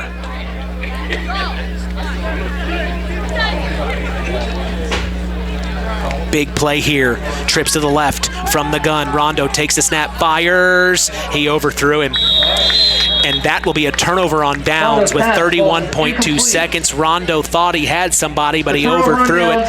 Maybe a missed route there by one of the receivers, but the communication was not there. And now the Cavs have it with the last 31.2 seconds. You assume they kneel it here to end the first half. We'll see what happens. McEwen will trot to the huddle to relay the play, and now here they come to the line of scrimmage. Take one shot. I like it. McEwen from the gun, twins to the right, sets his man in motion. That's Braylon Jackson, takes the snap, fakes the toss, looking to, oh my gosh, he's going to deep ball down the middle of the field. It's Scotty Banks, and it's overthrown, stopping the clock at 26.8 seconds. They're taking shots here, guys. 26 seconds to go. They don't want to kneel it. We're taking on our rival. We're trying to put them down here. Wow. Where we've seen games like this in the past, they will kneel it, and maybe that was just the one shot. But we'll see what the Cavs are doing here. 2nd and 10. Maybe sending a message here. They've been sending messages tonight so far, and now here we go. 2nd and 10 from the 49 in satellite territory. From shotgun, it's Jonas McEwen, twins to the left. From the near hash, he takes the snap, fakes the toss out, misdirection to Caleb McEwen. He bobbles it but keeps it at the 40, 35 to the 30.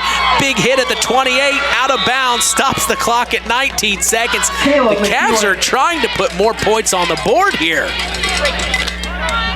Brought down by Rondo. The Cavalier first down. Wow. Ball spotted at the satellite 25. You can feel the rival between these two teams. The Cavs don't want to go to the locker room yet. They want to put more on the board and punch the satellites in the mouth even harder than they already have. McEwen from shotgun takes the snap, steps back, looks to throw, fires over to the left side. Missed communication. I think Caleb McEwen got a different route in his head, and Jonas didn't know where he was going, and he will throw it out of bounds, stopping the clock at 15.3 seconds. It's 2nd and 10 from the 25 on the near hash.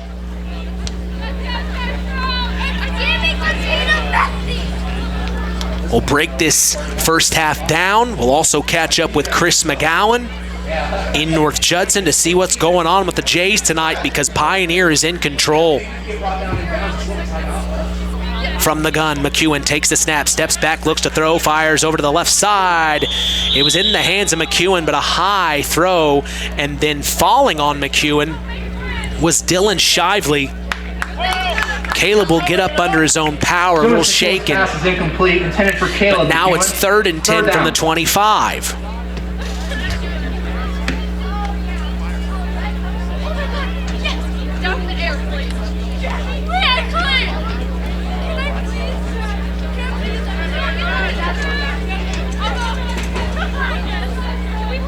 Next play.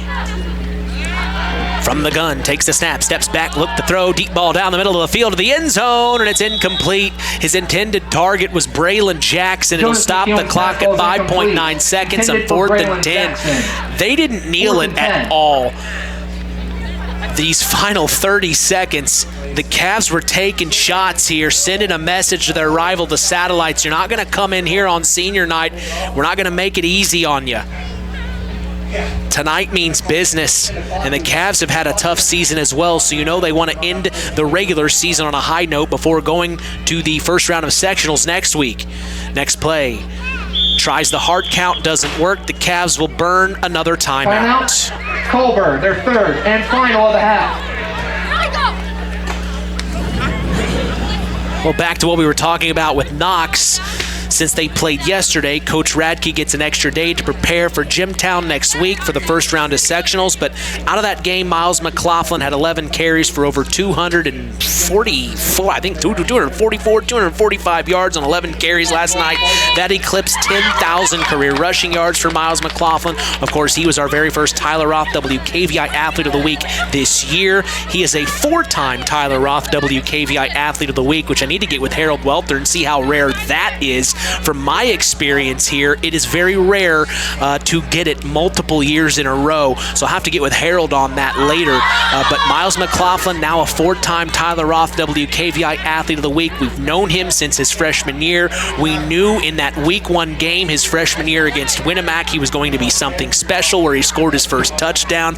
We were there for that game. You probably don't remember that, but we do. We were there, and it was an amazing night for the Redskins, an amazing night for Miles McLaughlin to start his career. We fast forward 4 years. We're still here. He's still here, and he's making his name known throughout the state of Indiana. That is for sure.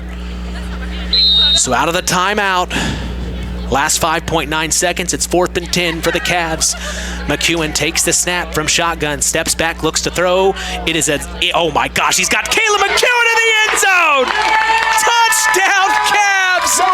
As time expires in the first half, they're going to put 6 more points on the board. What a route! McEwen to McEwen, the connection. Wow, now 26-0. They took a shot and they get it out of the timeout. What a play call. So now they will go for 2, and that will be the end of the first half. It was 6-0 just a few minutes of game time ago.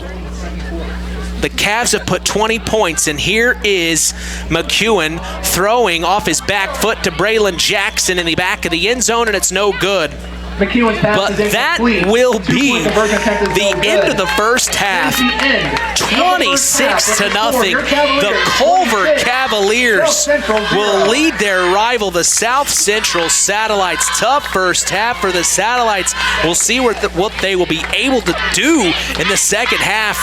But my goodness, what a second quarter for the Cavs as we'll take a break and come back. Don't go anywhere. The Frayne Mortuary halftime show is up next.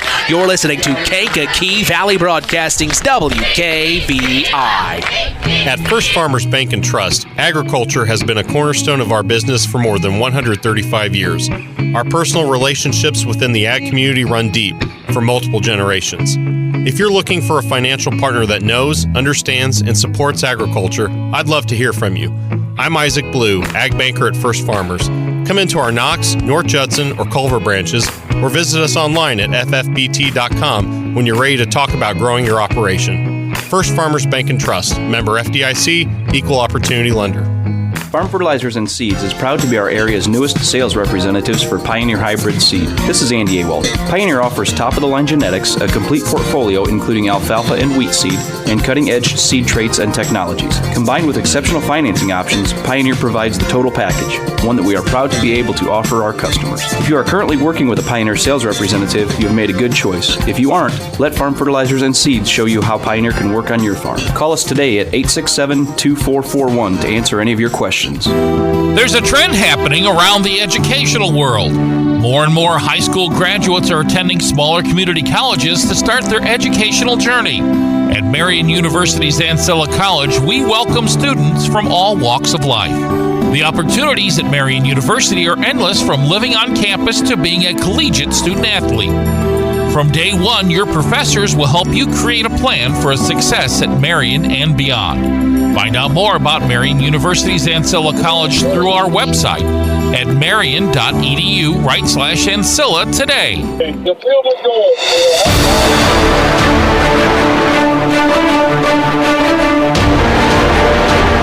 26-0 here, the score. And Culver as the Culver Cavaliers lead their rival, the South Central Satellites. I'm Mitch Columbi. The tradition continues here on Kankakee Valley Broadcasting's WKVI. We welcome you to the Frayne Mortuary halftime show. I'm also being told it's halftime in North Judson. Let's go ahead and catch up with our sideline sports analyst on location. It is Chris McGowan. Chris, how are things going for the Jays?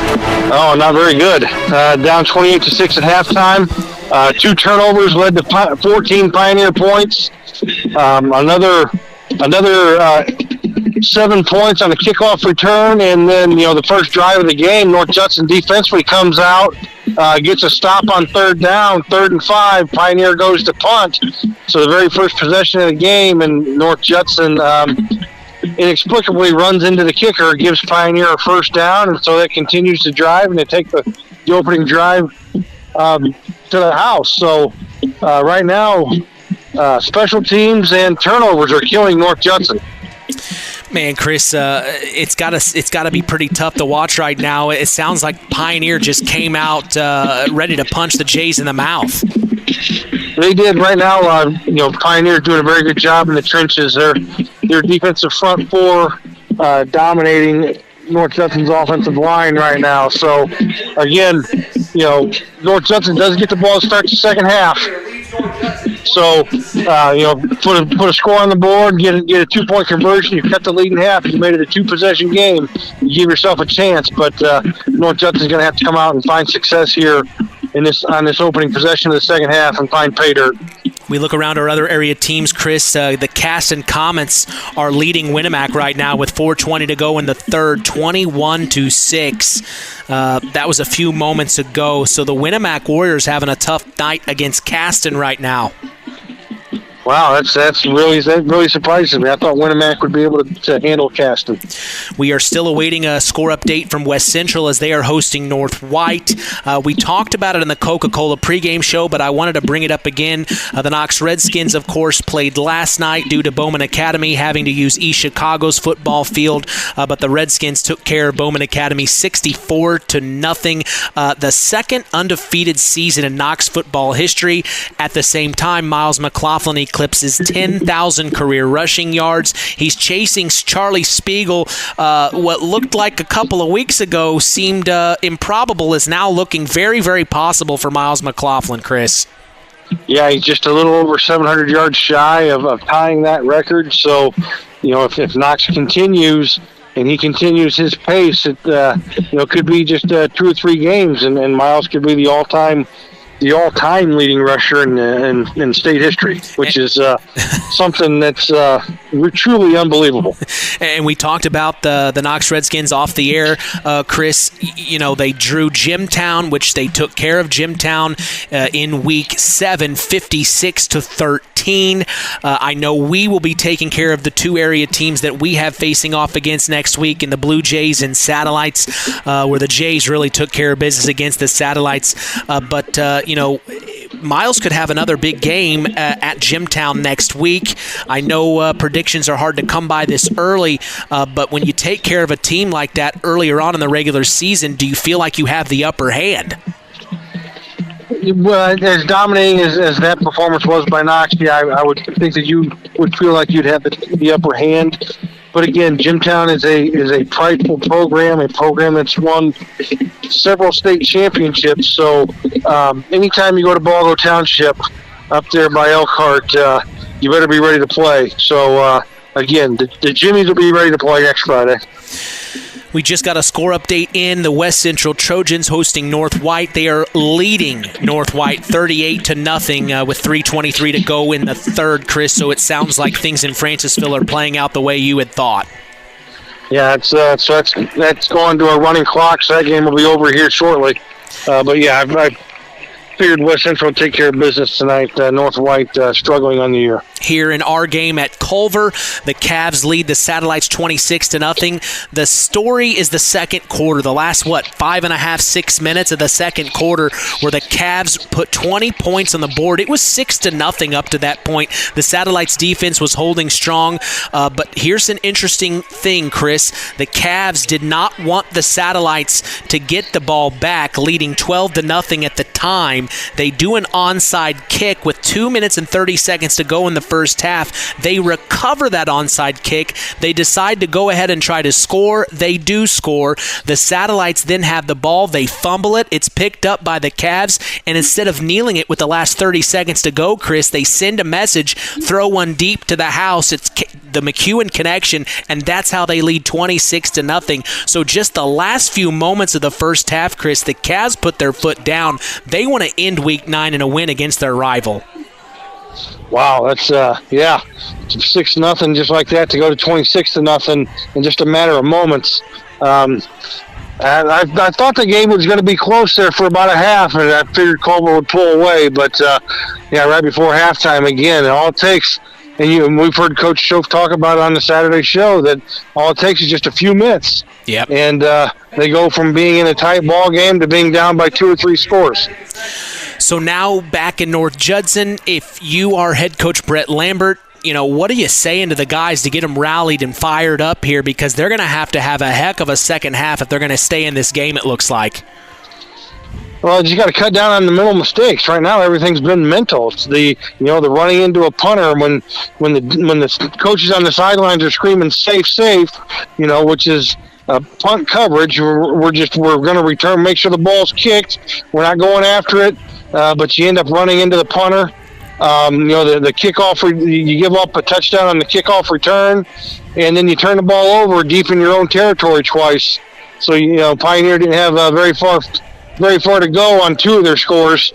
So, again, I mean, you're right there. You just got to cut down on the mental mistakes, but it's not going to matter if you don't come out and score on this first possession. All right, Chris, well, we'll keep in contact. I appreciate you being there in North Judson, giving all of our listeners inside, up-to-date reports from the sideline. I know it's not going the Jays' way, but I hope you're having fun there at Liberty Field. Oh, it's always fun when I get to, hang out with the family, so I appreciate it. All right, Chris, we'll talk to you soon. Yep, bye. That is Chris McGowan on location for the North Judson Santerre Blue Jays. Tough situation for them. We're going to take a break, come back. We'll catch up with public address announcer Paul Dunn here in a little bit, so don't go anywhere. This is the Frayne Mortuary Halftime Show on Kankakee Valley Broadcasting's WKVI. Frayne Mortuary in Winnemac is family-owned and operated with 3 locations serving Pulaski County and the surrounding communities. Frayne Mortuary has provided our community with caring and compassionate service for loved ones. Our licensed staff is available to assist you with pre-need funeral planning and at-need funeral planning. We provide traditional burial and cremation services. We offer a full line of headstones and monuments at Frayne Mortuary in Winnemac. It's our family serving your family. Since 2012, All Grain Transport has proudly served our area farmers. What started with Adam, his wife Lindsay, their oldest son Leland, and 1 truck, All Grain Transport has grown into 11 trucks strong and a family of 5 L's. All Grain Transport specializes in efficient grain hauling during harvest, and with on-site storage, customers can harvest faster and market their grain long after the season ends. From grain to a variety of ag needs, All Grain really can transport it all. All Grain Transport is proud to help continue the tradition here on WKVI Sports, so call them at 574-225-6131. That's All Grain Transport. Family driven, community strong, and built to haul it all.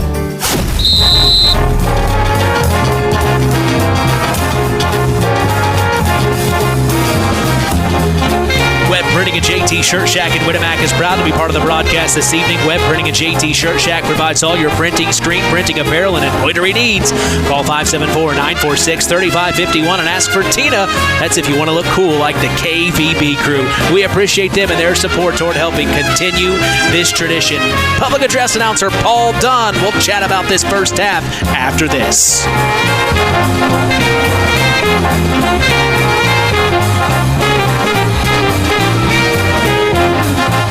Looking for a stable career in an industry that doesn't slow down? Hoosier Racing Tire in Plymouth, Indiana is seeking motivated people who believe in quality and want to work in a safe environment. With thorough training provided for all positions, no experience needed. Second, third, and weekend shift production wages start around $20 an hour with potential at $25 an hour within a year. Quarterly bonuses, paid time off, and health insurance benefits that start on day one. Apply online at HoosierTire.com. That's HoosierTire.com. Hoosier Tire is an Get all of equal your automobile opportunity needs employer. done at Sideline Automotive. They're thankful the community has trusted them and voted them the #1 tire store, #2 place to get your oil changed, and one of the top 3 places to go for auto repair. For off-road performance and complete auto repair, call Joey at 574-249-5537. Back here at Cavalier Field, the Culver Cavaliers lead the South Central Satellites 26-0. Mitch Columby here on Kankakee Valley Broadcasting's WKVI. It's Week 9 from Culver.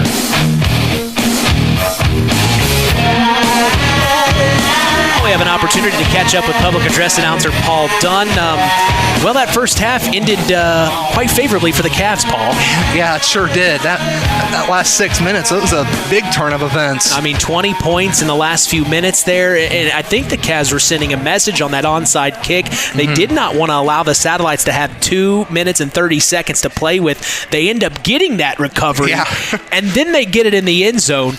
What is interesting about the next couple of minutes was that fumble recovery. Yeah. You think the Cavs are going to kneel it? No. We're going to send a message to the rival. What were you thinking in that moment? Well, everyone in the press box was kind of consent. Well, except for Molbash over here was like, no, they're not taking a knee here. They're gonna rub it in here, I think. Oh man. Well, I mean, ending the regular season, you want to go into the sectionals on a high note. Oh, for sure. And the Cavs, the Cavs have had a tough season as well, coming into tonight, only winning 2 games. So, they want to end it on a high note. And on senior night, they want to play hard for their seniors, Breast Cancer Awareness Night. I mean, you've got to know these kids over the last few weeks, 9 weeks now if you think about it. Yeah. What's something about this Culver Cavalier team that has stuck out to you? I know you even go visit them on their away games. Yeah, they don't quit. Yeah, no matter what the score is. They play their hardest no matter what the score is. I mean, for a while, they held their own with North Judson defensive-wise. They held them to 6 points in the first 18 minutes of that game, and that 6 points was a special teams touchdown. They held Pioneer a little bit, pulled up what some people consider a little bit of a shocker with Caston beating them on the road over at Caston. That is a big win, 12-7. Yeah, that was a game that not a lot of people expected to happen. Yeah. And now Caston is beating Winamac, which Winamac beat Culver back in week 4 when we were here. So it's just kind of interesting. You don't know what's going to happen. And that's the thing about the HNAC. Coach Faust has talked about it before. He would put this conference up against anyone in small schools when you're talking about the Hoosier North Athletic Conference. Oh, yeah. I mean, there's a lot of talent in this conference. It doesn't happen very often that you have a straight conference championship game, right? Which is what's going on over at North Judson. That's a straight conference championship. That doesn't usually happen in high school football. And Pioneer is looking like they're trying to take it tonight in an emphatic fashion at Liberty Field. So you got to hand it to Pioneer if they come out on top against this. And if you're the North Judson St. Pierre Blue Jays and this game doesn't happen for you tonight, that almost fires you up. Yeah, because these guys play them next week. South Central goes to North. I think they go to North Judson. No, the other way around. Yep. They go to South Central. Yes, but. Looks like they're getting ready to start the. No, you're fine. Second half. But just an amazing evening for the Cavs. Oh yeah, tonight. Great start, but they got to finish. Yeah. Well, all right, Paul. I appreciate your time. That's public address announcer Paul Dunn for the Culver Cavaliers. Of course, we've had Paul on several broadcasts in the past. He's helped out with some baseball and softball games. And we gonna get you. We gonna get you on for any other. We gonna get you on for any softball, maybe baseball games. Are you gonna help the baseball team this year? I know I talked to Shane Lowry earlier today. He's in the Bahamas right now enjoying some sun, but you helping the baseball club again this year? Oh yeah, Culver. Yeah, they're. Well, we miss you on the air. That first year, I'll never forget that game we did. What was it? The softball sectional that went like 9 innings. We didn't get done until almost 9 o'clock. Oh no, 10 o'clock. Midnight. It was almost midnight. It was 11:30 when we were leaving. Yeah, that was. And we were burning the midnight oil. I remember you saying that was my words. I was getting a little loopy there at the end of the game. I think we were on the air. This is the longest broadcast I've ever been a part of. It was like 5 hours and 45 minutes. It was a long. I remember I got back to the station and General Manager Lenny Dessauer was like, "Well, that was a long night." And I was like, "Yeah, I didn't know we would be on the air that long." But man, we miss having you on the air, Paul. You going to be the PA announcer for basketball season as well here at Culver? Yeah, plan on it. They got you doing everything. I know. I don't get a day off. They don't allow it. They don't let me. I don't know why. Well, now let's flip sides. If you're the South Central Satellites, you got to play for heart now. You have to play for some respect. This first possession for the Satellites is important. Very important. Very important. Because they've had some ball security trouble so far tonight. I mean, I think 3 fumbles lost. Well, and then the snap, Rondo has it in his hand. One time it hit him in the face mask. So they're having a little bit of trouble. They're shooting themselves in the foot. Yeah, and missing. And there was one kickoff that they were lucky to get back right here. I think it was our Culver's first kickoff. They were lucky to get back because that went right through their hands too. It just didn't take the right bounce for Caleb on those kickoffs, but. Yeah, this first possession is going to say a lot, I think, for how the rest of this game is going to go. Well, I appreciate you hopping on here No real problem. quick. I'll let you get back to work. All right. Good to talk to you. Oh, good to talk to you too, Paul. Any chance I get you on the air, I'd love to have it. That's Paul Dunn, our public address announcer here at Culver, as we're standing by for our second half. This is the conclusion of our Frayne Mortuary halftime show. If you would like to be part of the tradition, call us at 574-772-6241 or direct message us on Facebook at Sports to the Max, on Instagram at WKVI Sports, or on X at KVB Sports. Become part of the tradition. Help continue this on so that we can make it another 57 years. I don't know if I'll be the guy that makes it 57 years. I'd be pushing 90 something. So I don't really plan on working that long, folks. But let's hope we can keep this tradition alive as long as possible. As we'll start the second half, the Satellites quick to get out to the field. They're set up and ready to go. Deep to return, set to kick are the Cavs. It'll be Kayla McEwen kicking away. They will be kicking right in your mind's eye. Deep to return are the Satellites. We start the second half. 26-0 is the score. We have Chris McGowan on location for the North Judson Sampere Blue Jays, as the third quarter will start with another onside kick. It got the bounce the Cavs wanted, but the Satellites will pounce on it at the 44. They're not making it easy on the Satellites. Landon Clifford pounces on it, and that's where the Satellites will start this opening drive for the third quarter.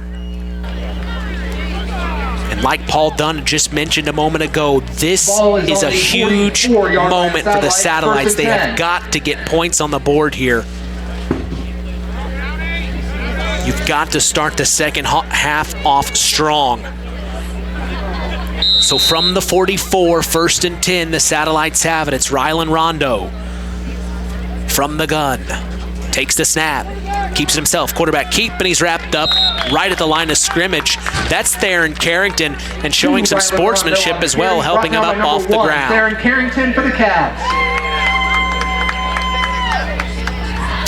I want to shout out Matt Ketchum, tuning in from Indianapolis, Indiana. Second and 10. Appreciate you joining us, Matt. He joined us in this broadcast last year. He was our sideline sports analyst there in Union Mills. That was a great game, but Matt, it's 26-0 right now. The Cavs put their foot down on the Satellites, and the Satellites are really trying to come from behind here as we start the third. Bobbled snap, he hands off to number 45, Fisher Trotsky, and he's met by a big Cav that brought him down. Theron Carrington got in there as well. They're going to lose yardage on this play. It'll bring up third down. Isaiah Vela was the one that is attributed to the tackle, but Theron Carrington was in there as well. They're going to lose a yard. It's 3rd and 11 for the Satellites, and this is not the start they needed. 9 o'clock Eastern. So glad you've joined us as he sets his man in motion, takes the snap, steps back, rolls out of the pocket. Here comes Theron Carrington. Ryland's going to get rid of it. He has his man. First down pass play met by Jonas McEwen, a big-time tackle, but it is complete to Landon Clifford, the junior. So the Satellites will move the chains, and those are the types of plays we're used to seeing from Rylan Rondo. We remember it last year in this matchup. Rondo can really make things happen. He's had some issues tonight, but now's the time to clean it up if you're him and the rest of the Satellites here. He will have twins to the left. He will take it out of the pistol. Takes the snap, pulls the handoff, keeps it himself. Round the edge of the far sideline to the 40, the 35, and he goes out of bounds. He is so quick. Rylan Rondo. We'll see where they spot it. Close to the first down marker. Nope, they will give him the first down and move the chains. So the Satellites get a fresh set of downs, and they are in Cavalier territory on the 35. 10 minutes to go here in the third. They trail 26-0. Now's the time for the Satellites to score. Twins to the left. No, spread formation. He's going to take the snap. Hands off up the middle. Wrapped up by Cavs. He'll get a couple, maybe 3 on the carry. That looked like it was Fisher Trotsky on the carry, the senior. Fisher Trotsky on the carry. Score update from West Central. They are leading North White at the end of the third, 44-0. It looks like they will win this game and go 8-1 throughout this regular season. Great season for the Trojans. We'll talk with head coach Mark Hall in the morning. We will, of course, await the final from West Central. Back in our game, 9:25 to go. From the gun, it's Rondo. Spread formation, takes the snap, pulls the handoff, throws on the slant. He had his man. He overthrew it. It was Jackson Arnett, the freshman. We heard from Chris McGowan at halftime. It is not going the Jays' way, trailing 28-6. We'll see how the third quarter starts for the Jays momentarily. We will get reports as Chris is roaming the sidelines, getting all the inside access for us. Last score update we had from Winamac to end the third, 21-6. From the gun, Rondo takes the snap, hands off. That's Shively crossing the 35 to the 34. He'll be tackled by number 60, Drake Zorich. Arnett, the ball carrier. And that was Jackson Arnett, my apologies, not Dylan Shively. They have the same body style when they run. Loss of a yard. My first thought was that was Dylan Shively, but that was Jackson Arnett. And now it's 3rd and 9. The Satellites are having some trouble here in Cavalier territory. Oh, it's 4th down, excuse me. 4th down, so the Satellites are going for it. Oh, man. Big moment for the Satellites here in the opening drive to start the third. From shotgun, it's Rondo, takes the snap. Here come the Cavs rolling out of it. He throws, he has his man to the 30, still on his feet to the 26, maybe the 25 at the first down marker. That's number 46 on the reception, Landon Clifford, the junior. It will be enough to move the chains. He had several Cavaliers out after him, and Rylan Rondo is able to get out of it and use his athleticism and find his man open, and he takes it to the first down marker. It'll now spot it at the 25, 1st and 10 here, coming up on 8 minutes to go in the third. From shotgun, Rondo. Ooh, false start. Saw a Cav move, saw a Satellite move. Flag on the play. We'll see who they call it on. And we do have the final from West Central, 44-0 as they beat North White. Big win for West Central. We will talk with Mark Hall, head coach of the Trojans, tomorrow morning in the first hour on the Saturday Sports Line, as they will go 8-1 through the regular season. Last night, the Knox Redskins, they went undefeated for the second time in their football history, beating Bowman Academy 64-0. And now here's Rondo out of the gun, takes the snap, hands off up the middle, still on his feet, crosses the 30 to the 25. It was a handoff to number 45. That is Fisher Trotsky, the senior. Gain of 7, 2nd and 8. So gain of 7 on that carry.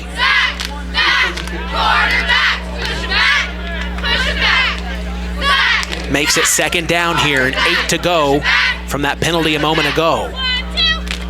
From the gun, Rondo, flag flies again. And this is what hurts you. This is what hurts you. Encroachment on the Cavs. They're going to call it on the Cavs this time, so this will move the ball forward, helping the Satellites. 5-yard penalty. 2nd and 3. So now it'll be 2nd down and 3 yards to go from the 18-yard line, it looks like. Coming up on 7 minutes here in the third.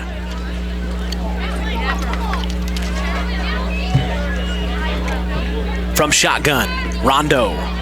Twin to the right, takes the snap, hands off up the middle. Here's Trotsky. He is fighting forward. He'll get the first down. We'll see where they spot it. On the carry.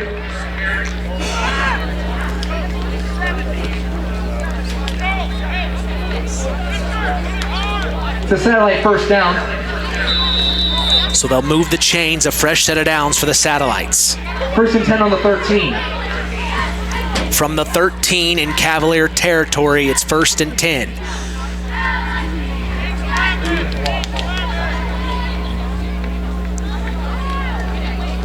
Rylan Rondo, the senior, from shotgun. Takes the snap. Pulls the handoff, keeps himself around the edge, crossing the 15, close to the 10. Rondo on the keeper. We'll see where they spot it. It's on the far side of the field, kind of hard to see from here in the booth.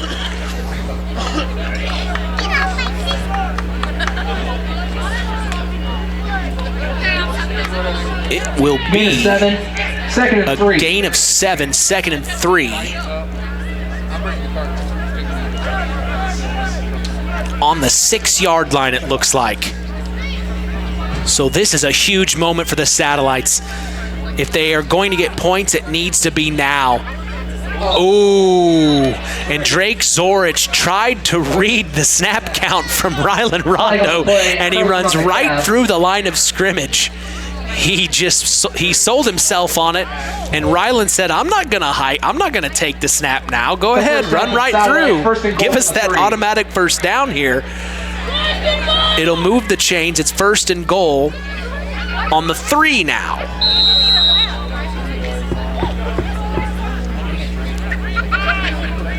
Inside the 5. 1st and goal. Rondo from shotgun. Bunch trips to the right, takes the snap, hands off the Trotsky up the middle, wrapped up by Cavs. He may get a yard. It was right at the line of scrimmage. We'll see. Trotsky on the carry. Brought down by a host of Cavs.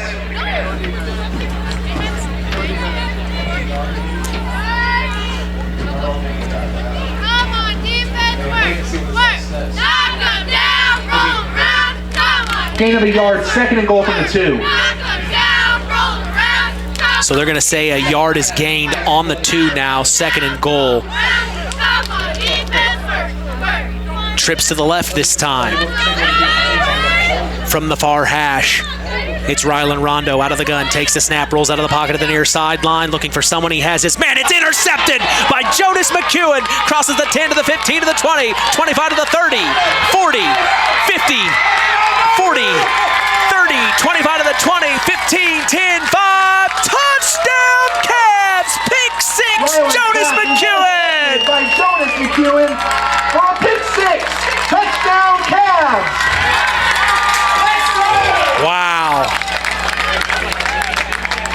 He had his man, and McEwen read it all the way. It looked like it was going to be a Satellite touchdown, and Rylan Rondo throws it away. Oh, man. Going by what the distance set up there. No, he picked it off at the goal. That's why they can put it in the sack. Picked it off right about the 1 to 2 yard line, and he takes it all the way to the house. What a memorable senior moment for Jonas McEwen on senior night. To go for 2. My gosh. So the Cavs will go for 2. How quickly that happened. With 5:27 to go in the first half. Under center, it's Jonas McEwen taking the snap, spinning around, handing off to John Carr. He's wrapped up at the line of scrimmage. He is not going to get the 2-point conversion. It keeps it 32 to nothing. 2-point conversion attempt is no good. Here in with Culver. 5:27 to go in the third quarter. Cavaliers 32. And it wasn't a bad play. Rondo found his man. I don't remember who his intended target was because Jonas read the route so well, he jumped it. It reminded me of Marlon Jackson back in 2006 for the Indianapolis Colts when he read that perfect play to intercept Tom Brady and take the Colts to the Super Bowl. What a defensive play by Jonas McEwen. And the Cavs are just really taking it to the Satellites here in Week 9. As loyalty, pride, and dedication are all attributes of an Ox Redskin football player, and like the Redskins, Keener Construction takes pride in their homes and community. Call Chad Keen today for your custom home build at 574-806-1387. Marv's Property Management specializes in limestone driveway materials as well as installation. They offer excavation, pond construction, ditch cleaning, tree line removal, lot clearing, basements, and foundations. They also deliver black dirt, landscape gravel, fill sand, pool sand, limestone, and decorative gravel. Go ahead, call Marv at 574-806-4621. for all your property needs.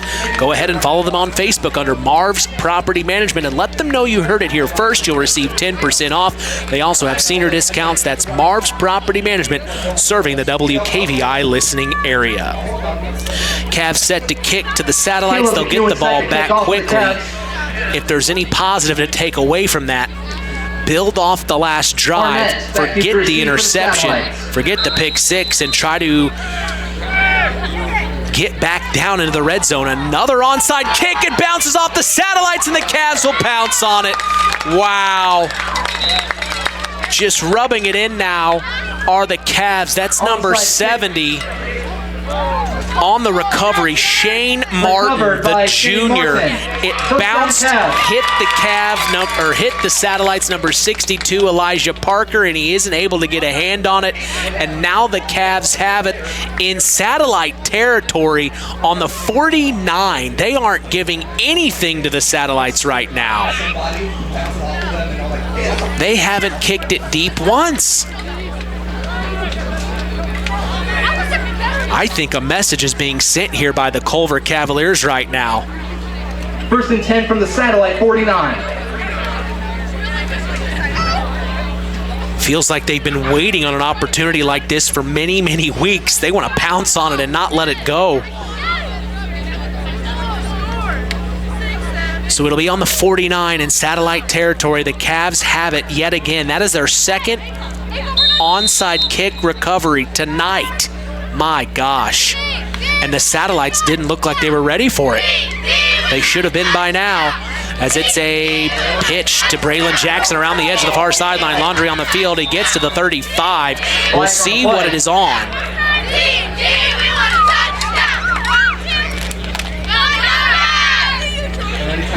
But this is getting out of hand for the Satellites. We remind you, it was 6-0 to end the first, all the way to the 5.5, 6 minute mark of the second. 6-0 was the score. The Cavs were able to put 20 points on the board in the final 6 minutes of the first half, and now they are able to put more points on the board from the pick six. They do the onside kick, they get the ball back, and now they have it, assessing the penalty, pushing them back to the 45 in Cavalier territory. It'll be 1st and 16 here. My goodness. When it rains, it pours. Been the story for the Satellites all season long, unfortunately. As here's from the gun, McEwen takes the snap, hands off, wrapped up at the line of scrimmage. Not much there. It was a handoff to John Carr. We'll see where they spot it as they'll bring up second down. We assume the North Judson game is underway. We're still awaiting a report from Chris McGowan. We're standing by for that. We hope the Jays are able to fight back in that game, but Pioneer looking very strong tonight. And then West Central beating North White 44-0. And then last night, Knox beating Bowman Academy 64-0. This game's all Cavs 32-0. As it's McEwen from shotgun, takes a snap, keeps it himself, pulls the handoff from Carr, crosses the 50, now to the 45, inside of the 40, and that's where he will be tackled. Several yards gained, looked like maybe 8, maybe 9 on the carry here. Huge run. Carr was running the opposite way, and he pulls the handoff, and he goes the other way.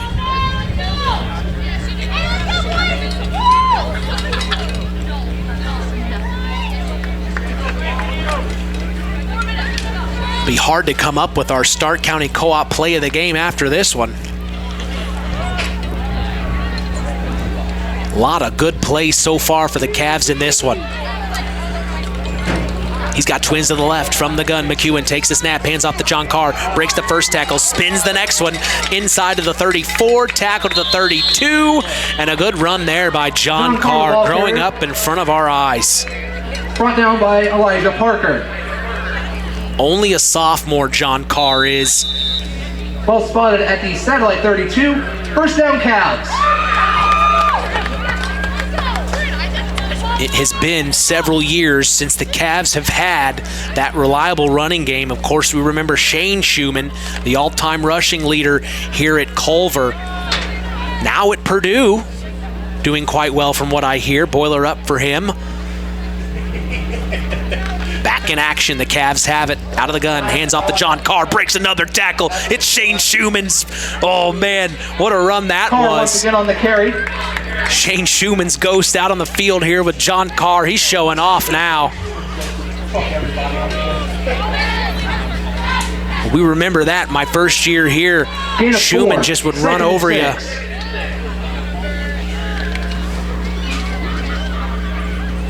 Second and 6, 4 yards gain from John Carr here. From the 29. McEwen under center, takes the snap, spins around, hands off to John. No, this is a misdirection. Oh my, this is number 5. Jordan Green up the left side. It will be close to the first down marker. Will they get it? It looks like they will be close here. Nope, it will be a first down. What a play that was. Under center, spins around, fakes the handoff to John Carr, and then he hands it off to Green, who's going up the left side around the edge. And it looks like we'll have a report from Chris McGowan momentarily, so stand by from that in North Judson. But the Cavs have it now at the 23 in satellite territory, going right in your mind's eye. Under center, McEwen takes the snap, spins around, hands off to Theron Carrington up the middle. Big time run to the 14, and the bully gets all the way there. Theron Carrington. Big run for Theron. It'll bring up 2nd and 2, maybe 1. It'll be close here, but a big run up the gut by Theron Carrington. He is a hard guy to bring down. He's full of energy. You should see him in practice. He keeps the energy high. Ripped to shreds. Practically lives in the gym. And it's under center, McEwen again. Theron Carrington in the backfield. Takes the snap, hands off, up the middle. It's Theron Carrington breaking away. It'll be a first down and more inside the 5. They couldn't bring him down.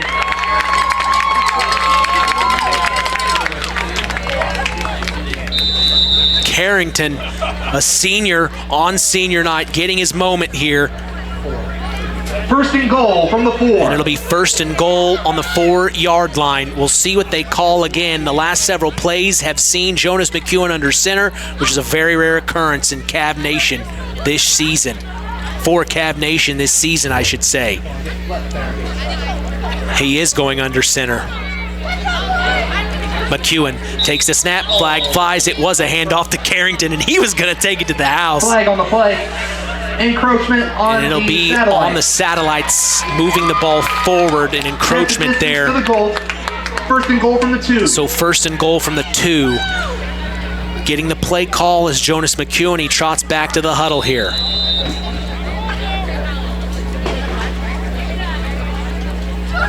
They'll break the huddle and trot up to the line of scrimmage.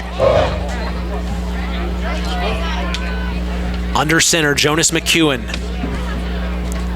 Behind him is Theron Carrington. Next to Theron is Caleb McEwen. It's a handoff. Theron Carrington up the middle, and it's a touchdown, Cavs! Touchdown, Theron Carrington, and he jumps up and taps Theron Carrington the uprights, and a flag flies. They didn't like it. Flag on the play. He was so excited, he jumps up, touches the goal post, and a flag flies. Too much for the officials to take.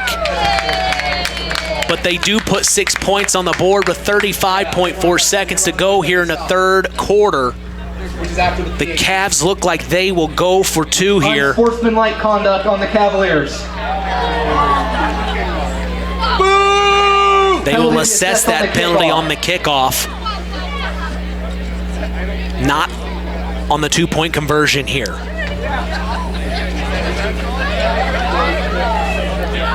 But good for Theron Carrington on senior night. We congratulate him. It's been an honor to see him grow up the last several years, visiting practices and doing his ball games. He's just the Energizer Bunny, man. But that will be the end of the third quarter. We'll come back for the 2-point conversion. Don't go anywhere. This is Kankakee Valley Broadcasting's WKVI.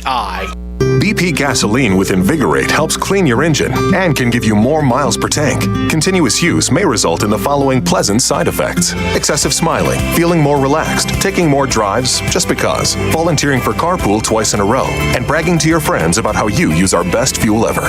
To find out if BP gasoline with Invigorate is right for you, stop by your local station to discover our best fuel ever. Versus minimum detergent gas. Average restored 3 to 5 miles per tank, based on fleet testing and based on what you drive and how you drive. High school sports brought to you by Zingo Express. This is Buzz Schoaf, head coach of the South Central Satellites. Stay tuned for more satellite football on Kankakee Valley Broadcasting's WKVI. There's a trend happening around the educational world. More and more high school graduates are attending smaller community colleges to start their educational journey. At Marian University's Ancilla College, we welcome students from all walks of life. The opportunities at Marian University are endless, from living on campus to being a collegiate student athlete. From day one, your professors will help you create a plan for a success at Marian and beyond. Find out more about Marian University's Ancilla College through our website at marian.edu/Ancilla today. Back here in Culver, the Cavs lead the South Central Satellites 38-0 in this rivalry battle as we go to the fourth quarter. They went ahead for the two-point conversion. The Cavs did not get it. We will start the fourth quarter with the assessed penalty. The Cavs will kick to the South Central Satellites. Mitch Columbia along with you here in Culver. We've got sideline sports analyst Chris McGowan roaming the sidelines in North Judson. We have an opportunity to catch up with him and see how the Jays are doing. The last update we had was not going the Jays' way. Chris, what do you have for us? Thanks, Mitch. North Judson did take the opening kickoff of the second half for a score. Two-point conversion was no good. At the end of the third quarter, Pioneer is on the move, leading North Judson 28-12. At the end of the third quarter, again, Pioneer leads 28-12. Back to you, Mitch. So the Jays are able to keep things tight there, 28-12, not allowing Pioneer to score, but we will keep our ear out with Chris McGowan on location as the Jays are able to get 6 more points on the board. Tough situation for the Jays. Of course, that is for the Hoosier North Athletic Conference Championship. We go back to Culver here. It's all Cavs 38-0. Also in Culver is KVB's Max 98.3 FM with Rusty Nixon and Joe McKee to see the Eagles host the John Glenn Falcons, as this will actually be a kick to the 35. The Satellites were prepared for an onside kick, but this time the Cavs kick it away, and the Satellites will get it to the 40. This will start the fourth quarter. If you're just now joining us, we appreciate you doing so. Week 9, the final regular season game of our 2025 campaign. We remind you, Web Printing and JT Shirt Shack in Winamac is proud to be part of the broadcast. Web Printing and JT Shirt Shack provides all your printing, screen printing, apparel, and embroidery needs. Call 574-946-3551. Playing for respect at this point are the Satellites, trying to put points on the board as they have been all night. They kept it tight to the 6-minute mark or so in the second quarter, and since then the Cavs had said, I've had enough, we're going to take over. And that's what they've done. 11:10 to go here in the fourth already. The clock continues to run as we are in a running clock. It's out of the gun. Rylan Rondo trips to the left, takes the snap, pulls the handoff, fires on the slant. It's a big-time pass play to the 40, inside of the 35. Fumble on the play, picked up by the Cavs. Oh, no. And now the Cavs will take it back. Beautiful slant route to Jackson Arnett. He takes it all the way to the 30, and he fumbles it. Strip fumble by the Cavs, and they have just been one step ahead of everybody tonight. My gosh, you gotta feel for the Satellites on that one. The first breakaway play of the night, and they weren't able to keep the drive going, and that just really can be detrimental to the psyche.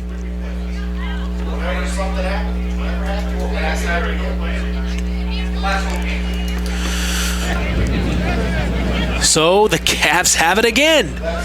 Time of possession is crazy in this game. The Cavs have had this in their hand way longer than the Satellites have. Out of the gun, Jonas takes the snap, hands off to John Carr, crosses the 30, still on his feet, goes out of bounds at the 34. And we see Mrs. McEwen up here. She's loving it. She is loving it here on senior night. It has been the McEwen to McEwen connection tonight. She is loving this senior night here in Culver.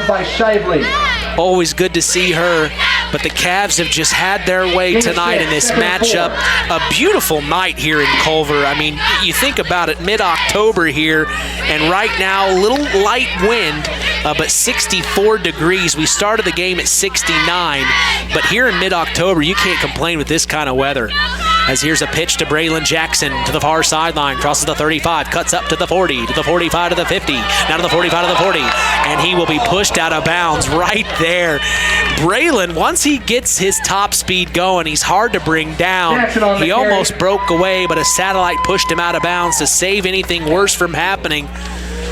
Ball spotted at midfield. Oh, they'll spot it at the 50 is where he went out of bounds. Wow, I thought he went way past that. So he will be spotted at the 50-yard line from the far hash. It'll be a fresh set of downs, 1st and 10 for the Cavs heading left in your mind's eye. Under 9 minutes to go. The running clock continues to tick. It'll be from shotgun, Jonas McEwen. Twins to the left, takes the snap, hands off the car, up the middle, spins around, breaks the tackle, and here come 3 other satellites to bring him down past the 50. We'll see where they spot it here. Short of the 50, I should say. I think they're going to spot it. Oh, they will give him 1 yard. So it'll be spotted at the 49 in satellite territory. 2nd and 9. Leading 38-0.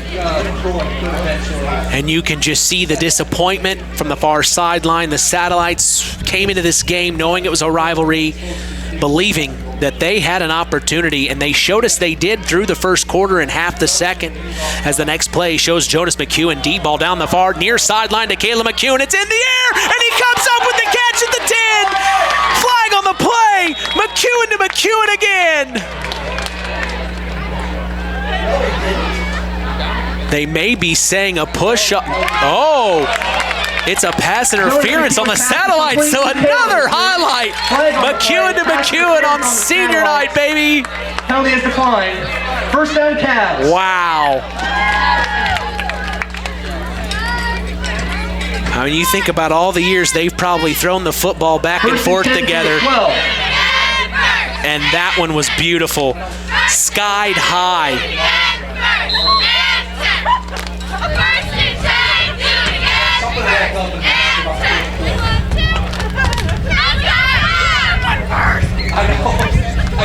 Next play, handoff up the middle to John Carr.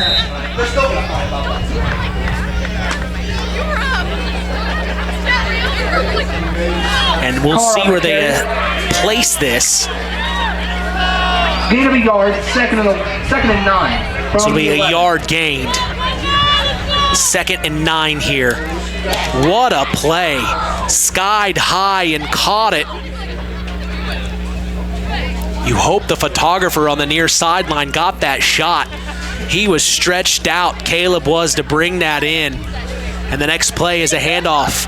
John Carr to the far sideline, round the edge, trying to get the touchdown, but no, a big boy hit by number 21 of the satellites, Jackson Arnett, the freshman. We keep calling this freshman's name out for the satellites. This is going to be somebody to keep an eye on in the future for South Central. Jackson Arnett's all over the field, and now there are whistles. It looks like a injured player on the field. He is being assessed by the training staff. I believe this is a Cavalier here. John Carr. Oh no. Well, he took that big hit from the freshman Jackson Arnett, and now he is laying on his back flat. We sure hope he's okay. We see head coach Austin Faust going out there to check on him. They will stop the clock for this at 6:14 to go here in the ball game.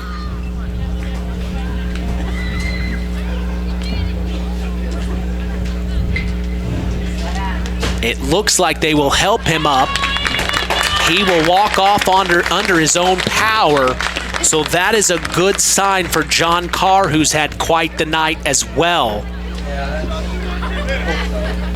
hope that's all it was.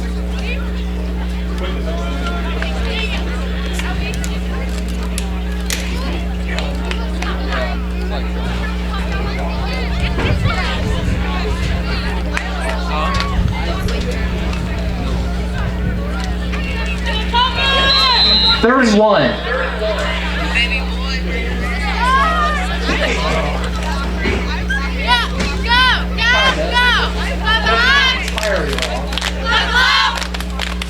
So after the injury, they will hand off to number 24, Scotty Banks, on 3rd down and 1 to go. I don't think he's going to get it. It'll bring up 4th down. Loss of 3. So it will be a loss of 3 here with 5:40 to go in the ball game. The Cavs lead 38-0. We appreciate you joining us here on 99.3 FM. Go to WKVA.com and you can tune in live. Shout out to Liv in Mishawaka. We appreciate her tuning in. As back in action, McEwen hands off to John Carr up the right side. He's back in, which is a good sign. He will get the first down. It'll be 1st and goal here, and the clock continues to tick. First down, 1st and goal from the 1. Next year.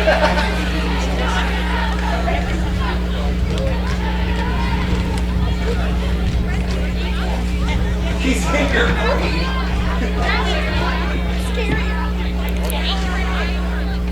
So from the 1, McEwen from shotgun takes the snap, hands off to Carr up the middle, fighting his way forward, and he's going to get the touchdown. Touchdown, Cavs! Touchdown!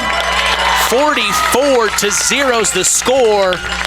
It's all Culver here in this one. The last score update we had from Winamac, they were trailing 35-13 with a minute to go in the 4th. It looks like they will come up short. Tough loss there. West Central will beat North White 44-0. Knox beat Bowman Academy last night 64-0. This game, it's all Culver 44-0. And here is the 2-point conversion. McEwen from the gun sets his man in motion. That's Jackson. Pitch to Jackson. Here he comes around the edge, trying to cut up. The Satellites read it well, and they won't get the 2-point conversion. Jackson on the carry. 2-point conversion attempt is no good. So the clock will continue to roll. The Satellites will not be able to come back from this game. They will not be able to get a win this season. So unfortunate through the regular season, I should say, but their draw did not get any easier. They face the North Judson St. Clair Blue Jays next week. That's where we will be, and we know the Jays are not happy right now with the situation that's going on at Liberty Field. We will catch up with Chris McGowan in a little bit, see what's going on. The last score update we had was 28-12, Pioneer leading, but the Jays were starting to tighten up defensively, it sounds like, from what Chris was saying. So we'll catch up with Chris here momentarily. But man, tough night for the South Central Satellites. One of the better plays tonight had to have been that McEwen to McEwen connection from the 49 in Satellite territory all the way to the 10, reaching, stretching was Caleb McEwen, leaning backwards, and he caught it somehow. Just an unbelievable play. But then I think another story is the fumbles for the Satellites and also the onside kicks. Those are stories, those are pieces of the puzzle of this story that the Satellites just weren't able to take advantage of, and the Cavs were able to. That's really what the story has been. The Cavs have been able to take advantage of the Satellites' misfortune, and it's showing on the scoreboard, 44-0. Set to kick is Caleb McEwen. Deep to return are the Satellites. They will pooch kick it down the middle of the field. Maybe more of a squib, up the middle, picked up at the 6. This is number 21, Jackson Arnett. He will get it all the way past the 15, maybe to the 17-yard line. And that's where the Satellites will have it here for the final 3:49 of this ball game. Remember, running clock, so they don't have much time here. At this point, it's just trying to play for respect and get points on the board.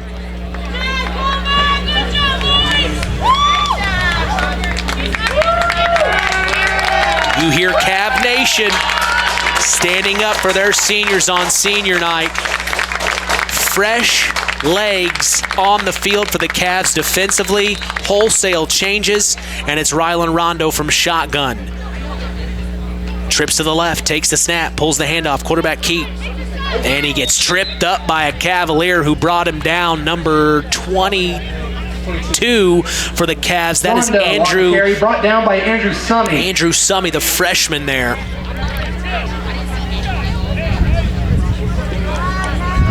Now we see number 76, Braxton Jeffries, a sophomore, checking in for the Cavs on the defensive line. The Satellites have the play call, and they're set to go here. 2:49 to go in the ball game from shotgun. Rondo takes it, hands off up the middle to maybe the 24. I believe that was number 45 on the carry. On the carry. Trotsky, Fisher Trotsky, the senior. But not a night the Satellites will want to remember. Congratulations to Maylani. A night that the Cavs will want to remember. We talked about it earlier this week as well as last Saturday. They split the 2-game series they had last year. They played in week 9. The Cavs lost. Then they turned around, and that was the draw in the first round of sectionals, and the Cavs won that game. Fast forward to 360 some odd days, and now here's a throw. It is up the near sideline to the 50, to the 45, to the 40, to the 35, to the 30, 25 to the 20. He's gone. Touchdown, Satellites, for respect. It's number 21, Jackson Arnett from Rylan Rondo. Throws out to the near sideline. Jackson Arnett. He interrupted my thought because he was running by so fast.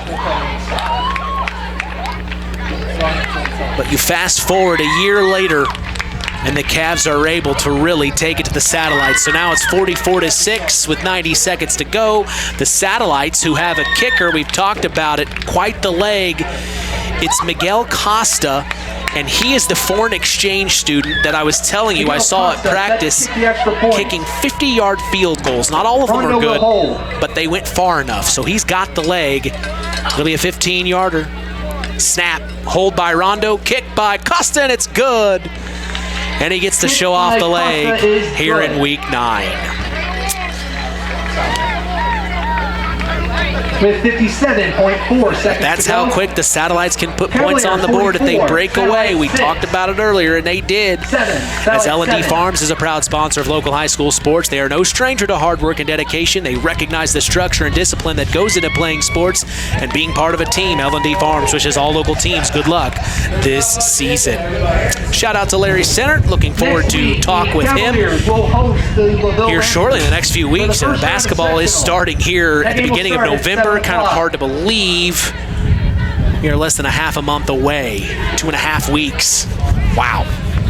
For girls basketball, I should say. Boys basketball a few weeks later, but girls basketball starting here in just the next two weeks. Just kind of crazy. We're already here. So the Satellites will kick off. The Cavs will receive. 57.4 seconds to go in the game. 44-7 is the score.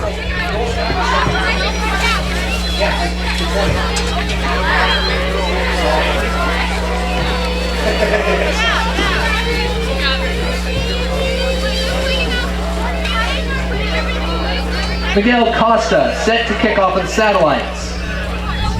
Costa will kick. Caleb McEwen and Braylon Jackson back deep to receive for the Cavaliers. The Satellites try an onside kick here just to kind of go back at him a little bit. This will be interesting.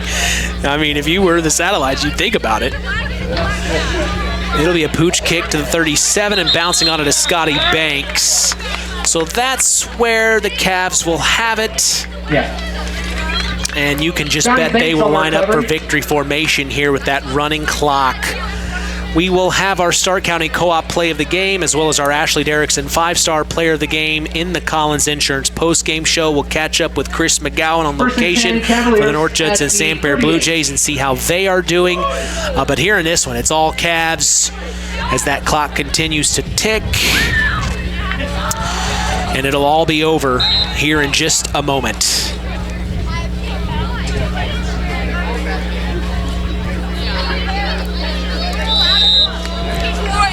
He will kneel it. McEwen takes a knee. And that will be the end of the ball game. The Culver Cavaliers beat their rival, the South Central Satellites. 44-7 is the final. We will take a break and come back for our Collins Insurance post-game show. Quite a win for the Cavs here on senior night. Like I said, 44-7 over the South Central Satellites. The Cavs will go 3-6. The Satellites, unfortunately, will end their regular season winless at 0-9. For Mitch Columbia, we'll take a break and come back, catch up with Chris McGowan and North Judson. Don't go anywhere. You're listening to Kankakee Valley Broadcasting's WKVI. On the way home from the game, here jumps in front of your truck.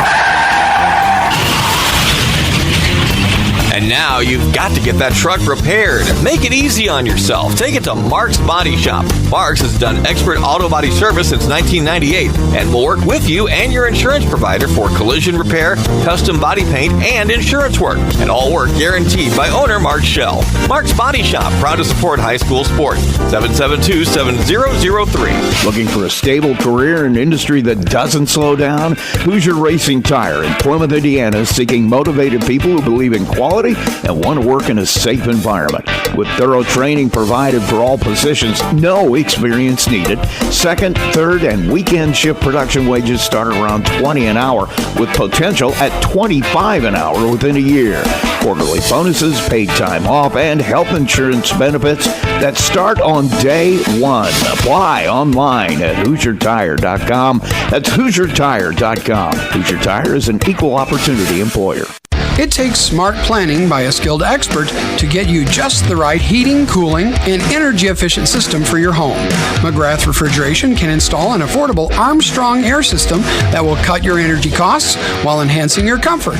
You'll see the difference in your first energy bill. Give McGrath Refrigeration your local Armstrong dealer a call today at 574-772-3575. That's 574-772-3575. McGrath Refrigeration, where the temperature is always just right. It's hard to believe, but time sure does fly by. Collins Insurance Agency in downtown Knox are celebrating over 30 years of taking care of all of your insurance needs in our communities. If I could turn back time. And we're not going anywhere. Stop in and see Jim and the crew at Collins Insurance Agency in downtown Knox. Insurance you can count on from a business you've trusted since 1989. Proud presidential partners of Western Reserve. Do you know what to do when you see a down power line? The answer is very simple. Stay far away. The folks at Kankakee Valley RAMC want you to know that down power lines can be very dangerous. Even if they come off the power pole, they still may be energized. Call 911 and wait for instructions from the fire department or power company. The folks at Kankakee Valley RAMC want to keep you safe. Welcome to the Collins Insurance Agency's post-game show. Let's get back to Mitch Columbia and Chris McGowan. 44-7 is the final as the Culver Cavaliers win on senior night and breast cancer awareness night here in Culver, beating the South Central Satellites, their rival, in big-time fashion. We'll talk about this game momentarily, but let's go ahead and catch up with Chris McGowan, who's on location for the North Judson Sanpere Blue Jays in that Hoosier North Athletic Conference Championship matchup. Chris, how are things going since we last spoke? Just went final. Pioneer wins 36-18 here at North Judson. So Pioneer the Panthers are the 2025 HNAC champions. 36-18 is the final. The West Central Trojans beat North White 44-0. The last score update we had from Winnemac was 35-13 with a minute to go in the fourth. The Warriors were trailing Caston. And then, of course, Knox beat Bowman Academy last night 64-0. Let's just break the game down in North Judson for you, Chris, so I can let you button up and get home at a decent hour. Let's talk about the game, what you saw from the Jays and the Panthers. Just a physical football game, like every Pioneer North Judson game. North Judson, too many costly penalties, 12 penalties against the Jays, one against Pioneer, and then the turnover battle. 14 points off turnovers, and that's it's basically a tie ball game. That's basically the difference. If you had a play of the game, if you had a Stark County Co-op play of the game, rattle your memory and think about one. What do you think? It would have to be the kickoff return for Pioneer. I'm pulling my program here. It was number 23 for the Panthers. Because North Judson had just scored. You can feel the momentum starting to sway in North Judson's favor. But then the next kickoff, let's see, Philip McCartridge for the Panthers took it to the house. So I would have to say that kickoff return really set the momentum. If you had to pick an Ashley Derrickson 5-star player of the game, could you pick one from that matchup? I would have to say it'd have to be the quarterback from Pioneer, Michael Rands, the senior, just a tremendous athlete. Didn't carry the ball much in the second half, kind of rolled his ankle in the first half, but really had control of the Panther offense here tonight and understood the game plan and executed it flawlessly. Well, Chris, tough situation for the Jays, but we kind of talked about it off the air. Better now than in the postseason, eh? Well, yeah. I mean, both these teams have got a long way to meet up again. North Judson's got to get through South Central, and then you've also got LaVille and West Central in their sectional. Pioneer, Taylor is a defending sectional champ. But Carroll's a pretty good football team in that sectional, and Pioneer. So a lot of stuff still has to happen before these two teams can play again. All right, Chris, I'll let you go home. We'll talk in the morning and break things down with all of our football coaches. Tough night for the Satellites, 44-7. Man, tough season for them, but a big win for the Cavs here in Culver. Appreciate you being there on the sideline for the North Judson Santerre Blue Jays so we could let our listeners know we've got their back. All right, thank you, sir. I'll see you in the morning. See you in the morning.